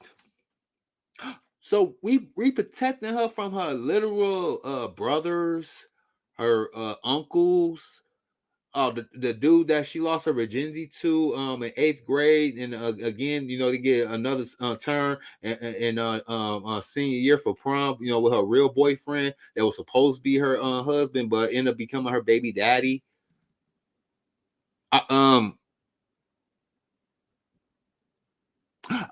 Are you talking about her long line of simp lovers and all them type of dudes? I mean, Lord forbid her son.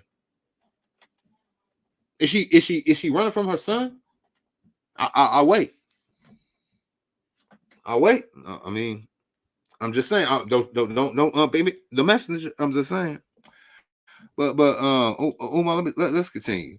And he really be trying to mean mug like bro. I can see straight through you, bro. I can see straight through you, bro. And I don't know what part of Philadelphia. And if I got anybody from Philadelphia, shout out to y'all. We'll be hopefully visit y'all in my lifetime. I really want a real cheesesteak from y'all. Just want to try it. It better not be dry. Better not be nasty. Because I'll tell you, I come to Chicago, try ours. You know what I'm saying? You did.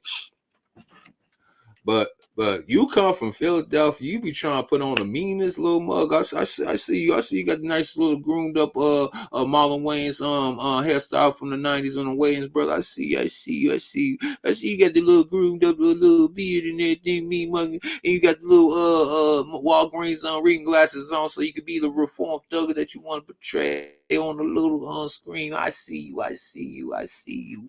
Let me see what you trying to say. What he call himself, the gorilla? What? Magilla Gorilla? Well, to counsel or calm down one of her children. You said something earlier, and basically spoke to what I'm going to say now. The village is our solution. Mm-hmm. The problem with Black people in America, we do not operate as a village and have not operated as a village since desegregation. Mm-hmm. But wait, I thought we made progress. That was progression. We integrated.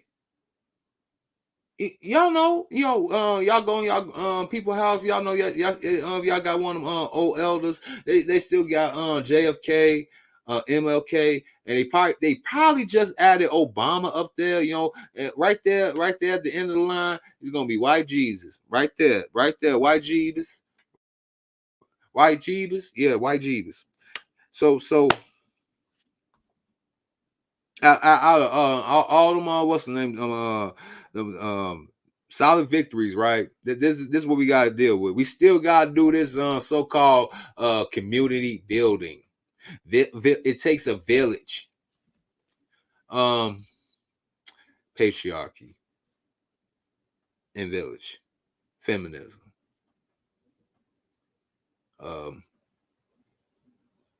As much y'all really want to do that, it's like opposing magnets. They just ain't gonna get together.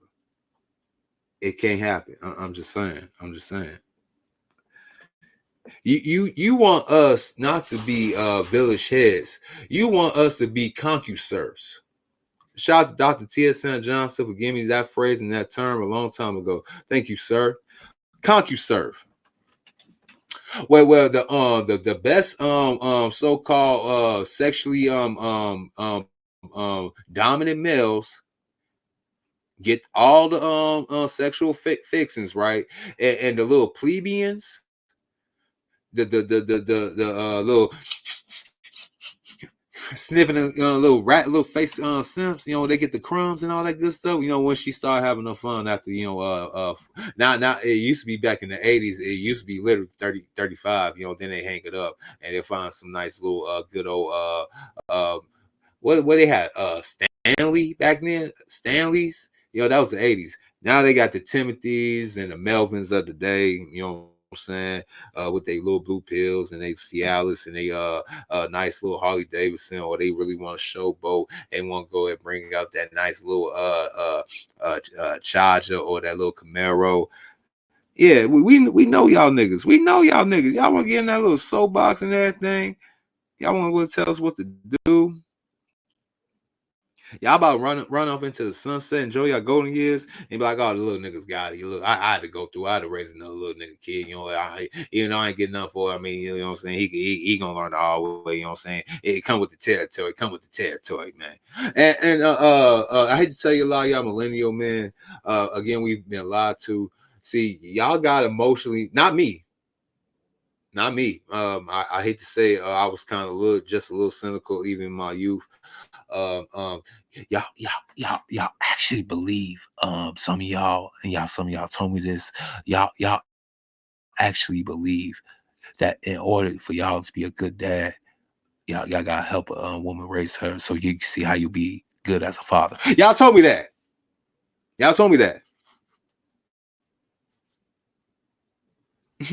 y'all play with other people's kids, see you're gonna be one good one yourself. Shame on y'all. Shame on y'all. Good in theory, but shame on y'all in logic.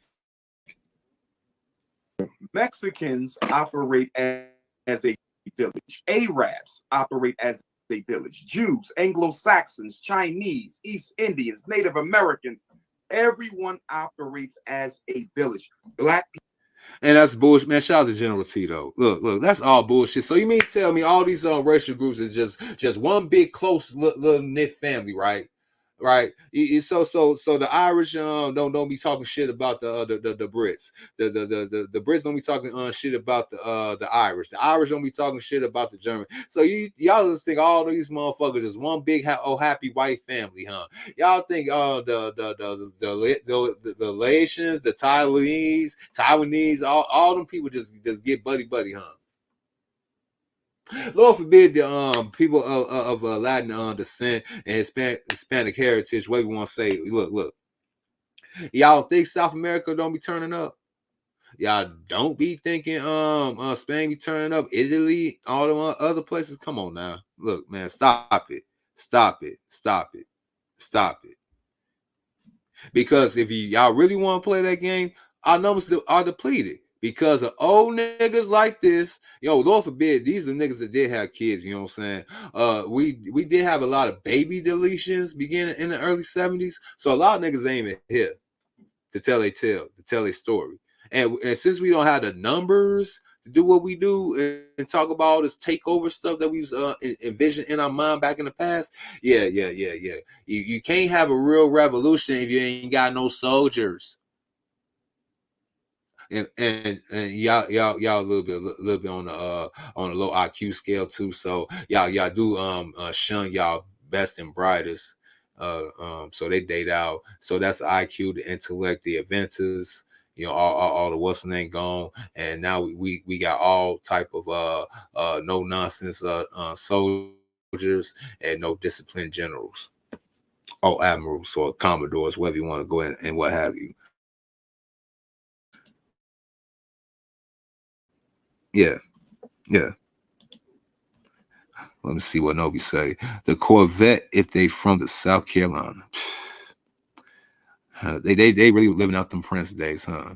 And please don't let it be red. Please don't let it be red, and they'll bump that damn song. I know these niggas. They'll do it. They'll do it. They'll do it. Let's go and finish what Umar was about to say. I got Moist Watkins to come up too. People operate as a nation of individuals. Nothing we do is done collectively. Part of understanding the ethos of mental health is understanding that just like a fetus needs the womb of the mother to grow and function, the individual needs the community to grow and to function.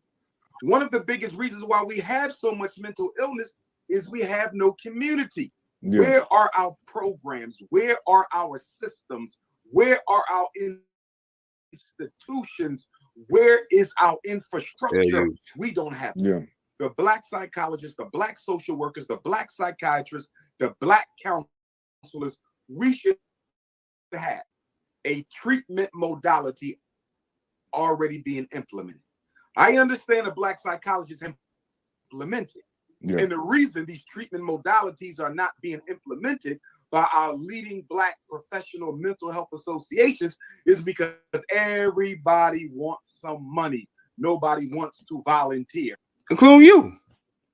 No, I mean, let's be real, Umar. You too. You want the same thing these other niggas want to. You just want to talk it real good, real slick, and make people donate to the cash plate. You know different than that slick nigga talking pastor that's in that pulpit selling all type of allegory tales and so-called hopeful wishes as long as you invest in this new Benz they trying to get at the end of the month. Let's continue. The spirit of volunteerism that once controlled the Black community has been all but extinguished. We do not have the spirit of volunteerism no more. Nobody wants to do unless they are being paid for it. That's I kind of agree. I mean, all that free labor and stuff like that. I mean, what we're gonna do some more marching. I mean, we can burn some calories. I have seen the community, so we do need to lose some weight.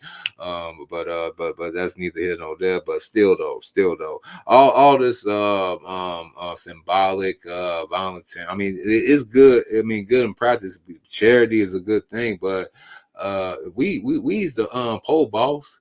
We can't really be so charitable and donate if we ain't got nothing. I'm just saying, but let's continue.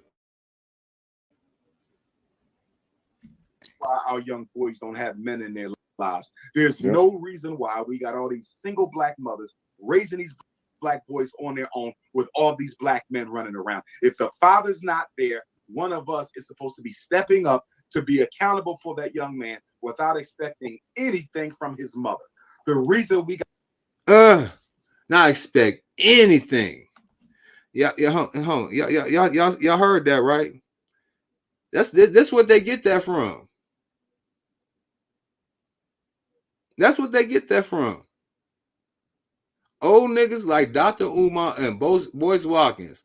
So, falling on our proverbial sword, just being a good old so-called nice Black man, even though we get labeled as monsters. Supposedly, we are the best cleanup men, despite being the worst men to date and have kids by. Let that sink in to y'all real quick. Let that sink into y'all head real quick tonight. You know what I'm saying? I'm gonna let this finish playing out, and I might have to make a part 2 of this tomorrow because I really want to cook boys. I really just want to cook boys. Everybody getting their turn. I might as well go ahead and get my punch on, and you know what I'm saying, real quick too. I mean, you old niggas really doing the most. You ain't got to go. No, I don't want y'all to go nowhere. No. I need y'all to enjoy the decline like I am doing. You know what I'm saying? Y'all caused it. I need y'all to stick around, which some of y'all will be in old folks home in the 2040s and 2050s. When I get there, we still gonna have boomer motherfuckers walking around 2040 and 2050. Come on.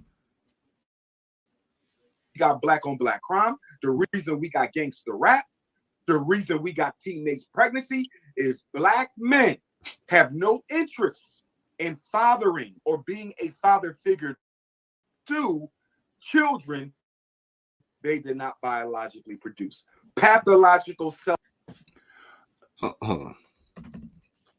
No, Umar, no, it's called my biological imperative. Good sir. It's called that I want to pass on my genes and make sure my genes survive to pass on the genes that I gave it, and it could pass on to make another and another. I don't know. It probably die out like after 5th generation, but still though, I want to go ahead and fuck the world even longer and harder, even when I'm not here. You know what I'm saying? And it's just a good fashion. And I hope I have all boys. If I have a girl, it is what it is. I'll try to make her the best upstanding lady and hopefully a wife, you know what I'm saying, for one of you ungrateful ass niggas. Yeah, I know, hypocrite. I know you hypocrite, you won't make it. No. I'm actually gonna try to raise my daughter if I ever have one, Lord forbid. I'll actually try following the sword and actually try to produce one fair lady.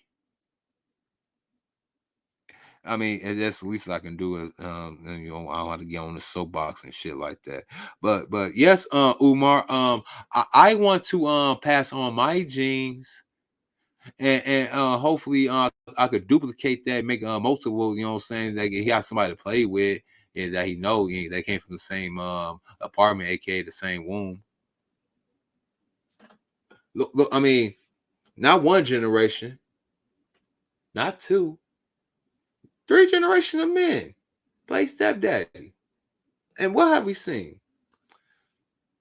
What have you seen, Umar? I'll show what we have seen. I'm sure. Have no interest in fathering or being a father figure to children they did not biologically produce. Pathological selfishness is one of the greatest collective sins of Black America. And look at him. He just dropped the mic like he really did say something. Like, the pathological selfishness is the problem of the Black community. Man, shut the fuck up.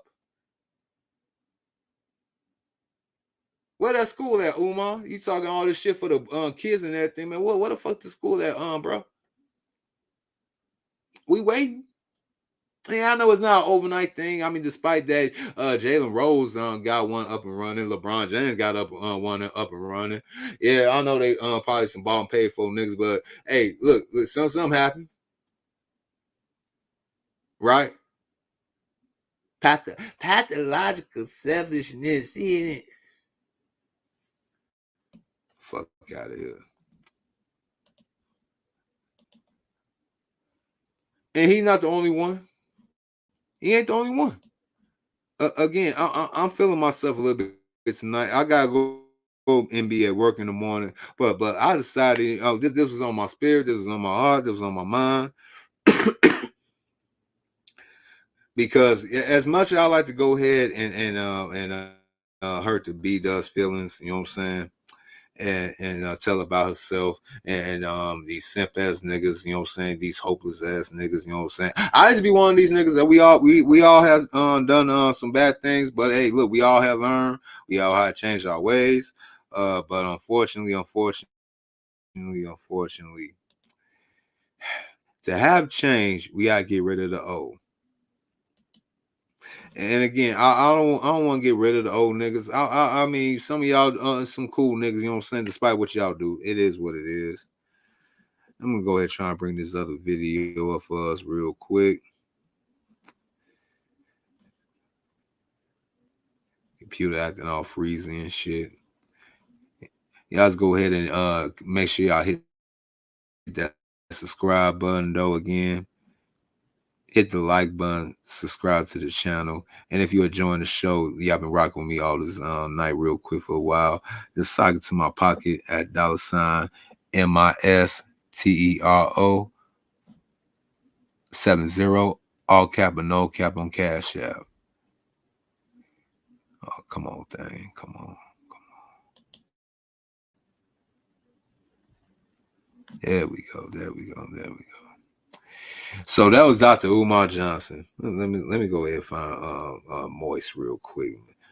Moist. Oh, Moist. Oh, Moist. I mean, boys.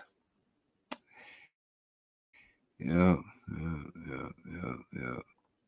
Yeah, we definitely gonna do a part 2 to this tomorrow. We definitely gonna have to do that.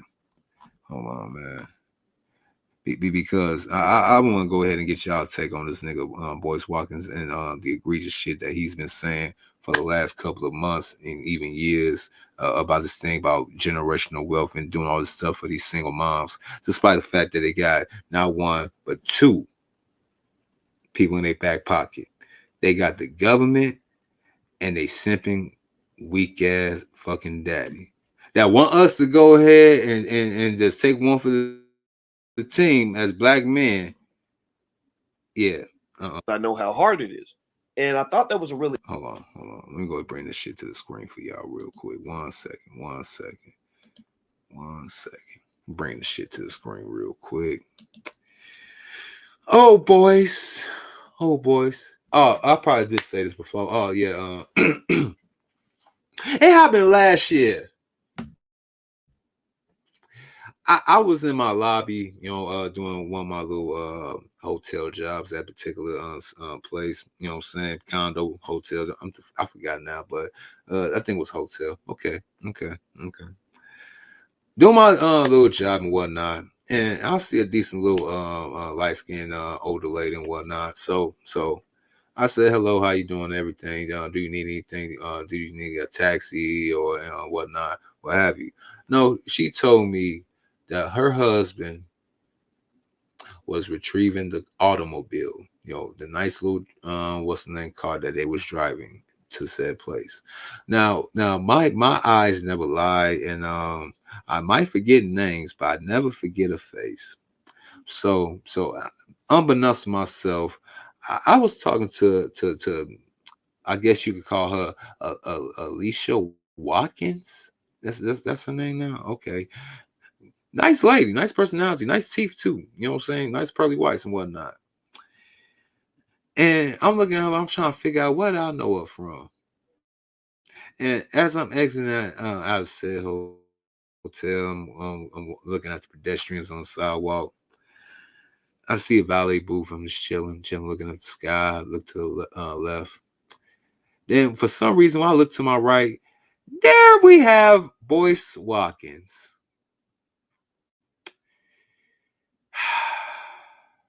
Boyce. Oh, Boyce. Now, Boyce, you've been on YouTube and other social media sites for a while. A lot of people for some reason take your financial advice seriously. A little bit, me too. I like economics and finances. I mean, I'm probably like 10 years too late, but shit, I got a new interest in it. And that's why I like numbers and shit. I like money and shit. Because in 2020 I had none of that shit, but now we trying to grind and get that shit. You did, you know what I'm saying? Slow grind, but no grind is all fine. Let me go ahead and see what everybody's saying. We got so C, my boy, my Joe, man. What's good, bro? What's good? Still got 5 people in the chat, been on for 2 hours. I'm gonna go ahead and play a little bit of Boyce, and we're gonna have to do a part 2 to this. I promise. I'm really back, y'all, this time. And hit my comment section and tell Mr. O what y'all want me to go ahead and talk about. Now the migrant shit, I'll tread lightly. I will talk about it, but I need some of y'all little input. And also what else y'all want me to go and talk about? Your Joe is back, your Ninja is back. You know what I'm saying? I got the little newsboy cap, my Thomas Shelby thing going on. Okay. You know what I'm saying? Well, about that issue. All right, and keep that. Thank you. But let me go ahead with see. He said, "Man, why would anybody listen to a guy that became a stepfather?" Now, Nobi.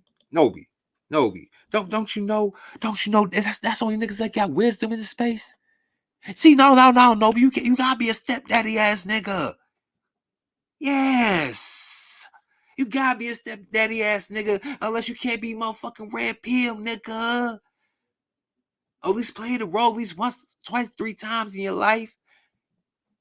And it's not shitting on the red pill content creators. I still red pill. I still listen to my niggas and everything. Shout out to all y'all. But it be some bullshit when y'all try to ridicule us, black men that don't have no kids. Y'all tell us, first of all, we probably don't know anything about a woman. Second of all, y'all be like, do you even have a woman?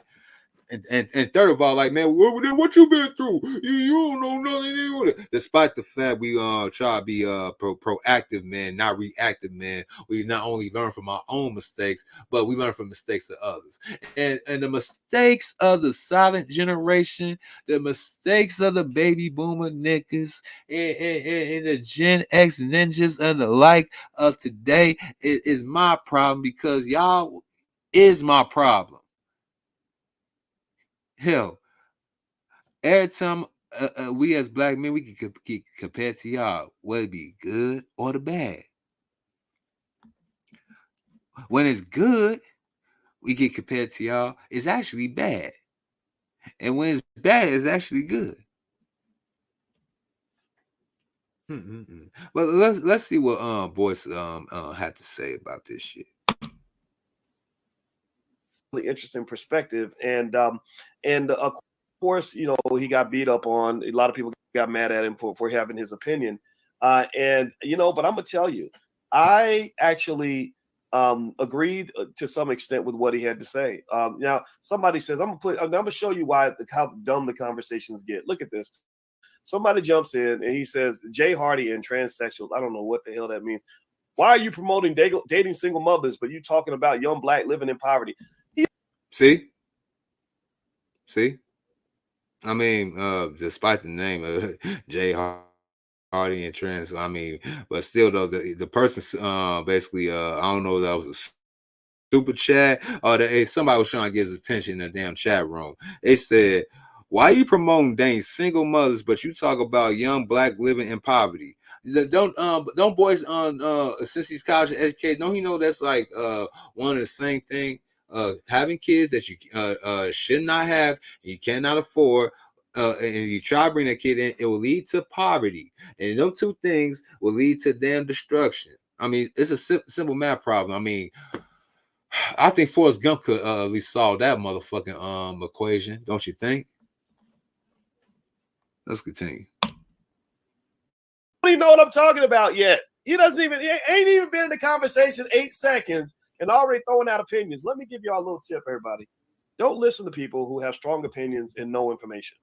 Wait, what? Of highly intelligent idiots.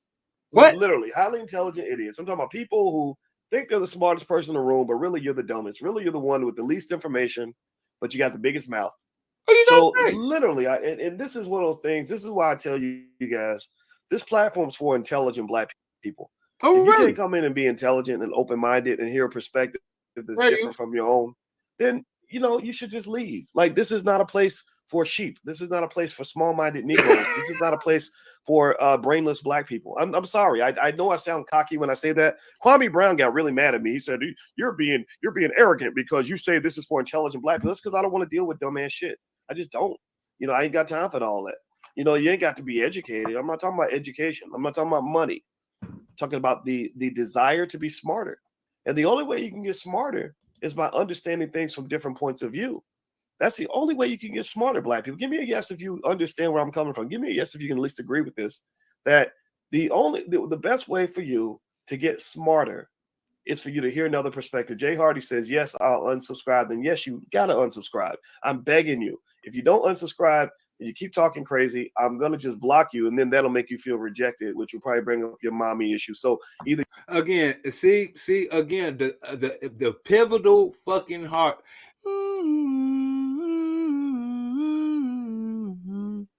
The proverbial violin, the harp string.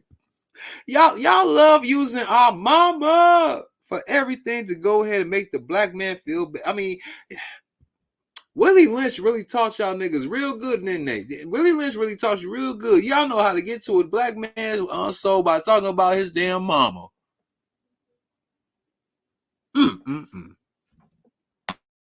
One subscribe or I'm gonna push you out. Either way, or you can sit here and listen quietly. But either way, that's for this shit. Remember that? Remember how many men got pissed? I mean, livid, like livid, angry that whatever that sister's name was, I forgot her name, Ebony something. Oh, here we go. By the way, because remember, ladies have to make that decision too. Mothers actually took a page of notes on this because I think this whole topic about dating single mothers or dating single fathers, by the way, because remember, ladies have to make that decision too. If they want to take you on with your 7 babies, mamas, and $3,000 a month in child support. I mean, let's just be clear. Again. How are you going to enlighten us, educate us, and basically coax us and basically bribe us to come here and do such a noble thing when you try to ridicule and insult us at the same time? Like, so you mean to tell me the proverbial bed bug is the only guy that's actually getting some yanni, and that's basically populating the so-called community that's basically terrorizing each and every metropolitan city in the so-called United States? That's and you're a college educated black man, right? Boyce.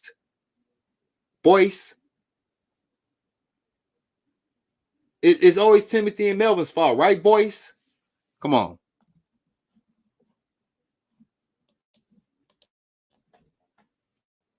The idea of dating a single parent, the complexities of it isn't just restricted to the women. And also remember, this conversation is very similar. This is the male equivalent of the conversation that was had earlier. Anybody remember that conversation about dating a bus driver? Anybody remember that? Remember how many men got pissed? I mean, livid, angry that whatever that sister's name was, I forgot her name, Ebony something, where she said that she would not date a bus driver unless he owned the bus. Oh, what's wrong with you? You uppity. You a gold digger. Blah, blah, blah, blah. Anybody remember that? Well, you know what? The conversation about dating a single mother is kind of similar to the bus driver conversation, right? Either you is or you ain't. Either you're.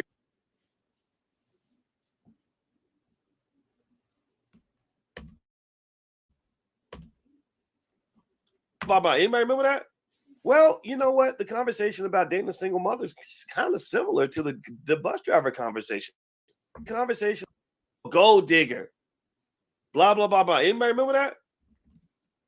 Where she said that she would not date a bus driver unless he owned the bus. Oh, what's wrong with you? You uppity. You a gold digger. Blah, blah, blah, blah. Anybody remember that? Well, you know what? The conversation about dating a single mother is kind of similar to the bus driver conversation. How? I had to rewind that multiple times because I'll make sure I'm not in a Ghetto Boys music video. My mom playing tricks on me and my ears ain't either. I just want to make sure. How's that similar, sir? How?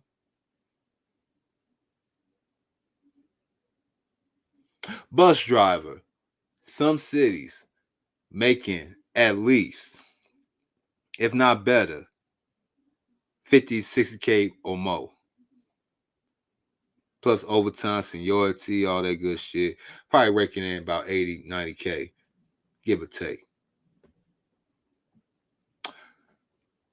Single mother dating is costing, draining. I mean, how are they similar if you don't get the same results or similar? You can have a great, illustrious 30-year career, pension, Social Security, and retire from said bus driver duties. What you gonna get out of 30 years being a stepdaddy?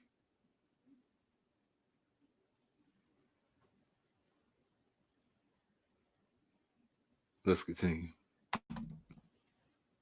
Right? Either you is or you ain't. Either you're in or you're not.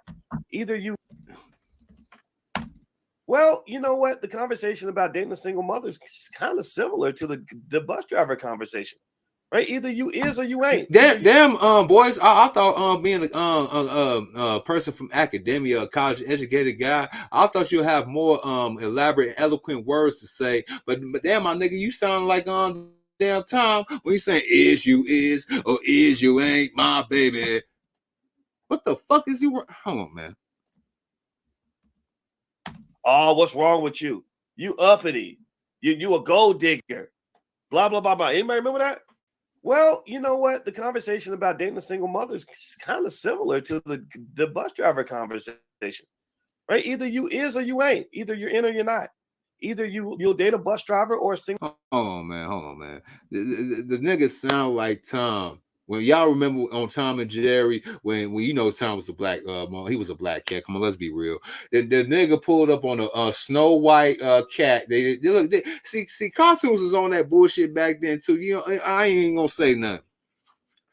Tom would pull up on a Snow White cat, literally a Snow White cat with the damn guitar or banjo, and he'll get the singing sweet melodies about "Is you is or is you ain't my baby." This nigga right here saying it sounds just like Tom, man. Come on. Mom, or you won't. And here's the thing. I'm gonna just say this, and I don't know how this is gonna make anybody feel. I can't say that I am gonna be concerned with that, but the reality is that people have a choice. People have a decision whether or not they want to take on you and whatever luggage you're bringing into the situation. I'm not going to say baggage because baggage has a negative connotation. I'm going to say luggage. So if you're a bus driver, but you could have owned. Whoa.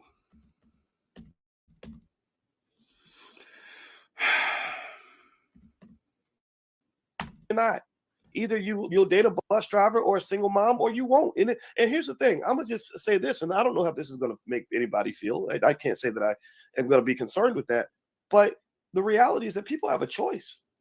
People have a decision whether or not they want to take on you and whatever luggage you're bringing into the situation. I'm not gonna say. My man said luggage.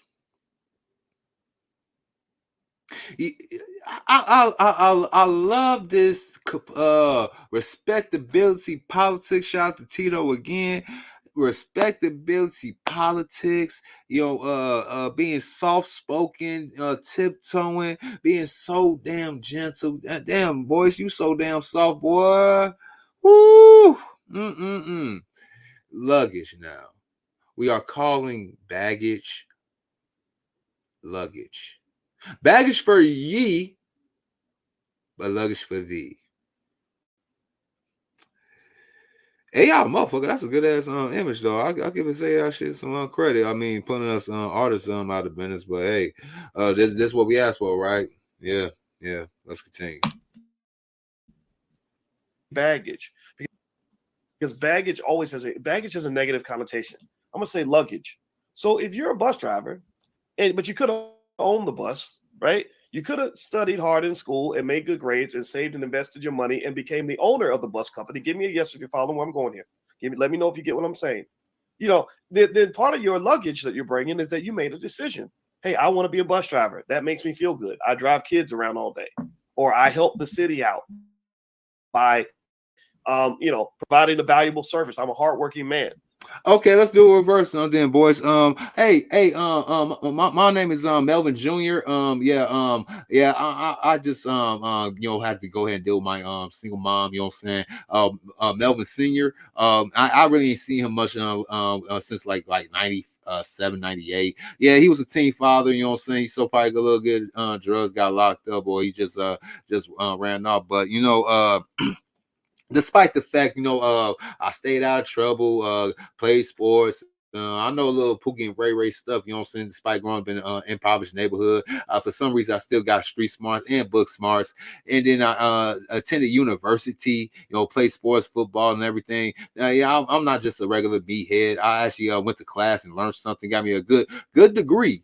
Nothing worthless or anything. I actually got a good degree that's good beneficial in life, like engineering. And now at 36 years old, I'm technically in my prime of my life, but in the community we consider old men. And I decided that I didn't want to go ahead and play the field. We got a bad reputation of being players, sticking our Johnsons everywhere, like my father. You know what I'm saying? And some other guy I had looked up recently by the name of Timothy. Yeah. Some guy in 1986 in Newark just spreading his seed around. The guy had like 4 fucking kids. Did you know that? I don't know how many siblings I got. I'm just Melvin Jr. He might have a Melvin a third, Melvin a fourth. He might did a George Foreman type of thing. Who knows? knows? But now I'm in the community. I kept myself straight, got a good career, economically attractive. I'm over 6'2", in good shape, got over a 6-inch dick. You know what I'm saying? And I just want to go ahead and use it and populate the earth with my IQ, my genes, and everything. And it shouldn't be a problem with that, right, boys?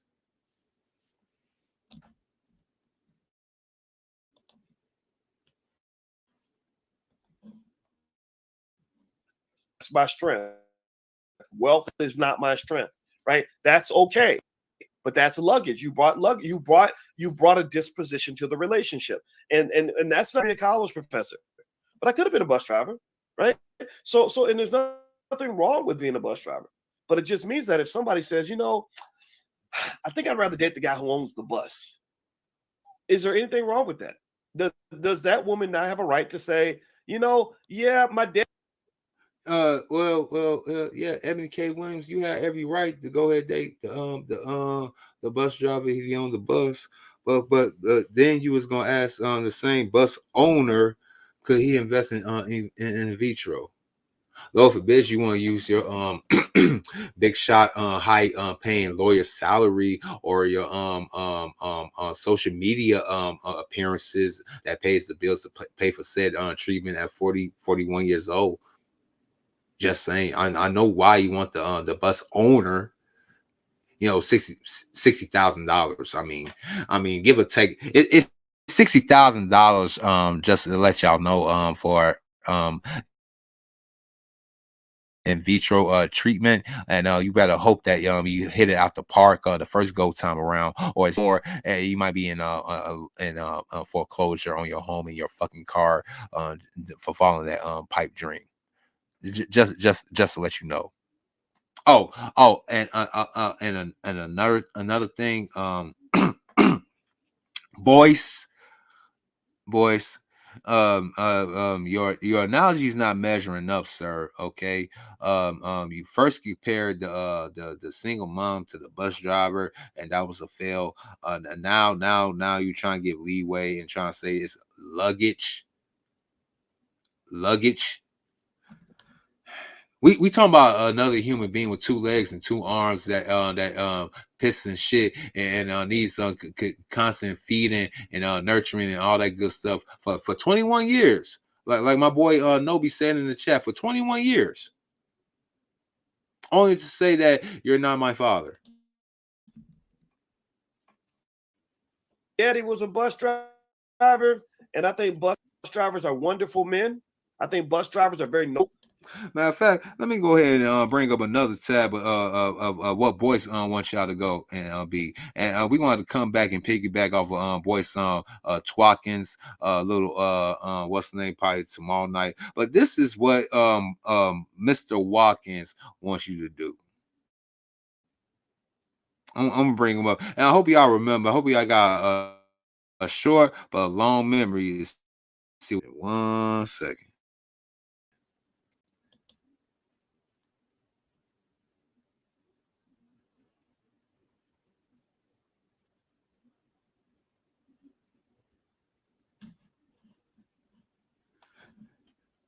Yeah, matter of fact, I'm gonna let y'all hear what boys continue saying while I go ahead and find this other what's the name. Public servants, bus drivers are essential workers. They put their lives on the line during the pandemic.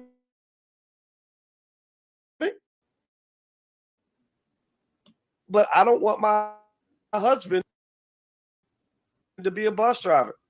Single mother thing are the same ones who got pissed when women said, I don't want to date no goddamn bus driver. And so where I stand in the middle saying, like, look, okay, pick whatever you want, as long as you can get whatever you're looking for, right? Yeah, so and really, it's not hard to get a single mother. See, you failed again. If you can get what you want, which is kind of hard, is looking for a dude with a whole lot of money to accept your kid as your own, versus you, black fella, hey, Melvin Jr., yeah. Hey, you want a nice 24-year-old in shape woman? None of them BBLs and none of them fat transfers. She's actually in shape. She got good genetics. You know what I'm saying? Yeah. and she also said she mixed, or so she or she got some Indian in her, so she ain't got that coarse hair. She got some of that nice little wavy, not too straight, but not too nappy, just the way you like it. And she got that racially ambiguous look to her, so you don't know she's Latina, you don't know she light skinned, or you don't know she come from a tropical island. You don't know. You just don't know. Yeah. Where's she at? You'll have to go into a time machine, and you had to get dropped off into year 1995, 1996, preferably. You know what I'm saying? And you can have fun with that. Let's continue.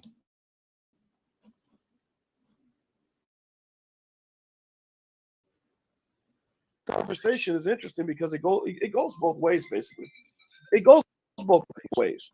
You've got people that have preferences. Everybody has a preference. Some men like certain types of women, some women like certain types of men. And I don't think it's anybody's right to really judge anybody's preference. I really don't. Like I'll give you the extreme cases I've seen. It's scenarios like the ones where where you would have like a trans person, and they'd ask a dude, would you date a trans woman? And the dude's like, hell no. And they're like, oh my God, you're transphobic. Well, I'm sorry. I'm gonna tell you the truth. I don't think I wouldn't date anything with a penis. If you got a penis, no disrespect. God bless you. I hope that the world supports and empowers you in your journey. But two things that are not going to happen. One is I can't be your man because you are a man in my mind, and it's okay for me to say that. Number two is I don't really want you racing my daughter in a track meet or boxing or in a boxing ring with her, because I don't think that would be fair. And I think all right, so let me go ahead and apply your educated logic to your talking point. Hey, I see what you did there. You good, boy. That boy good. So if we was gonna do it in the same equal measure, right? Hold on, let me rewind to make sure I heard you right. One is I can't be your man because you are a man in my mind, and it's okay for me to say that. Number two. Okay, so if I was to go ahead and use it as your argument, I guess you're gonna say in this video, but we're gonna break this down tomorrow. But right now, tonight, we're gonna say that you gonna say that if she's already somebody's technically somebody's wife, if we want to talk about biblically speaking, but she's already somebody's baby mom. Or if I'm coming to a situation where they got more than two, somebody's baby mama times two. Yeah. You want me to play a never ending non-winning game? And then you said, Lord forbid, that you don't want your son or daughter to be in a wrestling match or going to the bathroom with somebody like so you mean tell me that you don't want me to spread my seed? I gotta go ahead and get raise two other people on one seed, just get mine into the world. That's what the deal is now. I mean, that's what you was gonna say. Boyce. Let's continue. Is I don't really want you racing my daughter in a track meet or boxing or in a boxing ring with her, because I don't. Yeah, you know what? And I guarantee you, he voted for Biden. I guarantee you, he voted for Biden. He one of them liberals, socialist, communist assholes that I be talking about. But he don't want the things that happen that he vote for. And you want to go ahead and take advice and what's the name of what thing from these people? Really? I don't think that would be fair. And I think it's completely within my right to say that. It's my right to say that if you're a dude, if you were born with a penis, you should not be competing with women in sports. And likewise, if you are and no disrespect to the single mom, no pun intended, but if you are leaving a relationship that you probably self-destruct or marriage and all that good stuff, and you think you come onto the dating market and getting chose before the single women with no kids and preferably no debt, then wouldn't I be working the same function? I don't think that's outrageous. I don't think that's radical. What do y'all think? Give me a yes or no if you can agree. If that's oh shit, you don't think that's radical? Really? Oh, if that sounds like a logical statement to you. right? And it's my right to say that. It is 100% my right to say that. So I think that, you know, if you really want to, if this is for intelligent people will get this. Unintelligent people won't understand what we're talking about, and that's okay.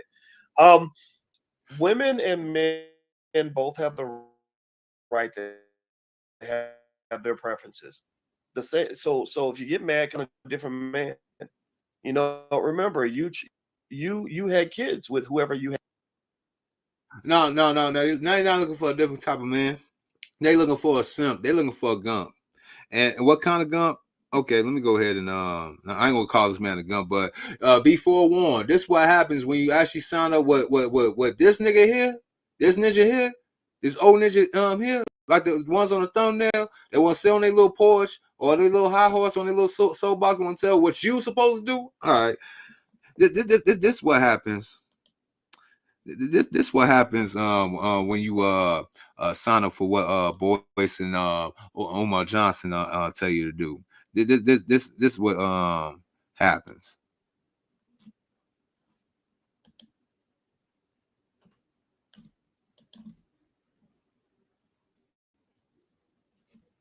Y'all remember him?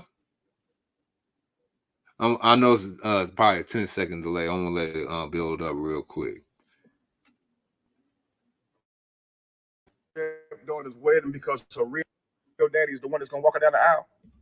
What's Another a-hole for refusing to pay for my stepdaughter's wedding because her real daddy is the one that's gonna walk her down the aisle. Another a-hole for refusing to pay for my stepdaughter's wedding because her real daddy is the one that's gonna walk her down the aisle. So let me tell you guys about my stepdaughter, all right? She wants her real daddy to walk her down the aisle. Now let me give you a little backstory on me and my stepdaughter. She just graduated from university, which I paid for. Now, she went to an in-state university, but it still cost me about $40,000. Now, I also bought her a car. I bought her a car straight after high school. That way she could go back and forth to school. I bought her a car. She still lives with me and her mother. She does not have a job. Now, she's set to be married on August the 8th. And for the past 6 months, that's all her mother been talking about doing, being occupied with, being consumed most of their time. Now, her daddy, he don't count her, not child support, which is partly her mother's fault because. So by chance, black man, is one of them that is the daddy named Timothy or is it Melvin? I just want to know. We want to know, was it Timothy and Melvin that made that appearances that's walking the lady down the aisle? Because they still out there. Don't get it twisted. Them niggas still out there. They probably still trying to make them what's the name? But let's go. You know, she didn't fight for that. And I guess that's just what the settlement was. And he only around to make promises. I do that for you. I do this for you, and then take off. And then she'd be heartbroken. But she adores her father, right? So, like I said, she's set to be married in August. And the wedding venue, I told them they could have in my home. The wedding venue can hold about 250 people, right? Now, I said, hey, I got a list of 20 people that I want to come to the wedding. I'm paying for this at my house. I want these 20 people to come. Do y'all know Saturday, I see one of my friends at the golf course, right? He's supposed to come to the wedding. I'm like, hey, I'm gonna see you at the wedding, right? He said, I only got an announcement. I didn't get an invite. I'm like, nah. I'll let my girlfriend and stepdaughter know to send out the invitations on these few people, and you're supposed to get an invite. He said, I got something, but it was an announcement. So we walked to his car because I want to check, right? And sure enough, it was an announcement. So I went and talked to my girlfriend and said, did you invite those 20 people to the wedding that I told you about? Man, she didn't invite none of them. She said 250 people was a little tight, and I don't think we can get your 20 people in there. Man, I was pissed. And the people that were supposed to come, they pissed as well. Then she's going to say, if any other people that we already invited don't RSVP, then we'll get some of your people in here. I'm like, what? Man, that's crazy, man. Don't even worry about it, man. I'll just be mad. All right? So now, the crazy part about it is, when I check the invitations, they don't even have my name on them. They have her real daddy and her on the invitation that I paid for. I paid for these invitations. How you got a real daddy on there, her mama on there? Cool. Couple days later, I'm hosting the venue at my house, hosting the wedding family at my house, okay? It's me, stepdaughter, girlfriend, groom, and their parents, right? Trying to help everybody get real acquainted. Oh, you Then a surprise guest shows up. My stepdaughter's real daddy. And I'm like, you know what? Cool. He probably just coming to the wedding, right? But tell me why my stepdaughter proceeds to stand up and announce that her real daddy is giving her away at the wedding. What? Damn. That's cold. Stepdaddy culture really is costly. The village that you can't rule over and dictate or have any type of authority of, but you got to go ahead, make sure you invest and mentor, and you better not ask these single mamas for no nookie unless she makes you sure you be a good stepdad, and she might give you your own little seat to go and play with, so you go ahead and continue your little legacy. You want to. The wedding that I'm paying for, in my house, the daddy don't do nothing for you. It's giving you away. And they were just so happy and smiling. Yay, great. Inside, I was fuming. Inside, I wanted to cry or punch somebody. Probably wanted to do both, honestly. So I took that time to stand up and give a toast as well. I said, I owe the groom and the bride a deep debt of gratitude because they have opened my eyes tonight. Oh, everybody at the table was just smiling. They have let me know that my position in this family is not what I thought it was. You think? I hate to tell you, sir. I know you got a couple of grades in your beard too, just like I do. But you probably just a few tad bit years older than me. I hate to tell you. They saw you coming. They needed you. They had you, and now they done with you. And as a parting gift, you get to sit down and watch her get walked down the aisle in your own venue. Oh, you should have saw the frowns, man. Now they mad. It done got serious. I let them know I am not the godfather or, the head of the family that I thought I was, the loved one that would be seeked out in times of need. Nah. I realized I'm an ATM. Yeah. So since I have been replaced as host of the wedding, I shall be giving my financial duties to the new host, and I will back out monetarily. Yeah. Yep. Now, after the announcement, a whole lot of snickering was going on around the table, right? A lot of mumbling, but they didn't say anything to me. Nobody addressed me now.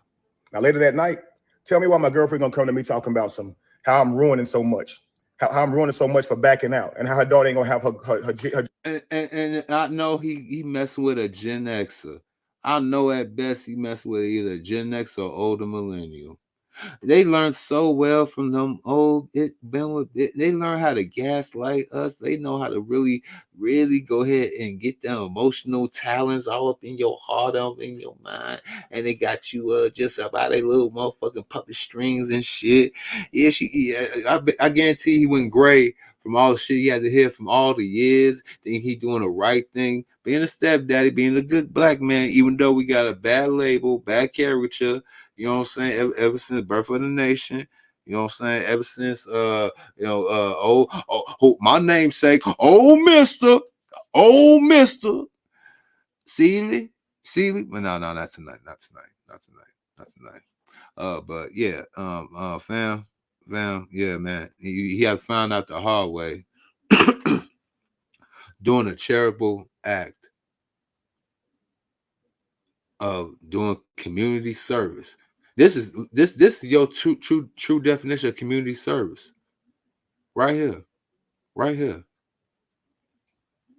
And what kind of thanks you get?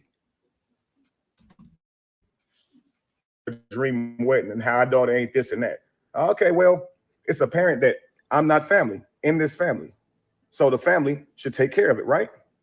That's my stepdaughter. I mean, it ain't even my stepdaughter, really. It's my girlfriend. I just happen to be around her for the last 10 years. But tell me why the next day, my girlfriend trying to show me how much I'm ruined, right? She takes me to where they planning the wedding, and the wedding planner showed me you know, all the things they got going down, everything they got set up. I look at the venue. They got some father-daughter dances, right? 3 songs. All of them cater to her real dad, not me. I looked at the food they got. 2 of the dishes got stuff I'm allergic to in it. I just started laughing. Like, they want me to pay for this. His name on it, not mine. His songs, not mine. The food, I can't eat the food. And the 20 people out of 250 that I wanted, they can't even come in my house. Wow. Okay. It's wild, man. So I went on ahead and let her know I will not be there, and neither will my money. Oh, yeah. And they would no longer be at my house either. And you would no longer be at my house or your daughter. Because, yeah, I'm not family. I'm not even important enough to be put up on the brochure. It's crazy, man. Yeah. So I let her know that I'm not paying for it. And you and your daughter can get out of my house because apparently we're not a family. Yeah, we just 2 people stand up in this house, and I'm an ATM. Have fun at the wedding, man.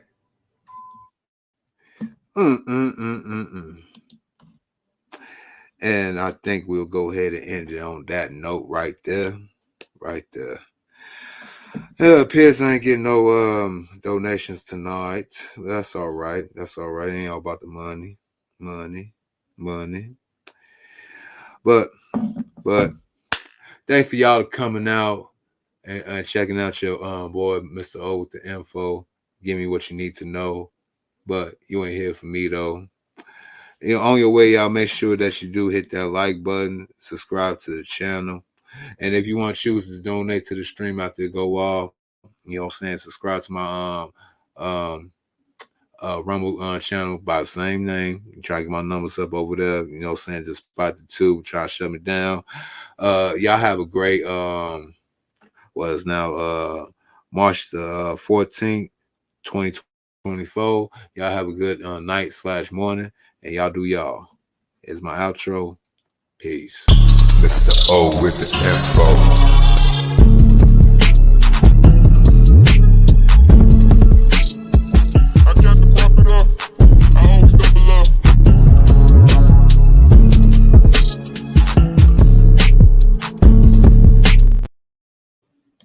Mr. O with the info.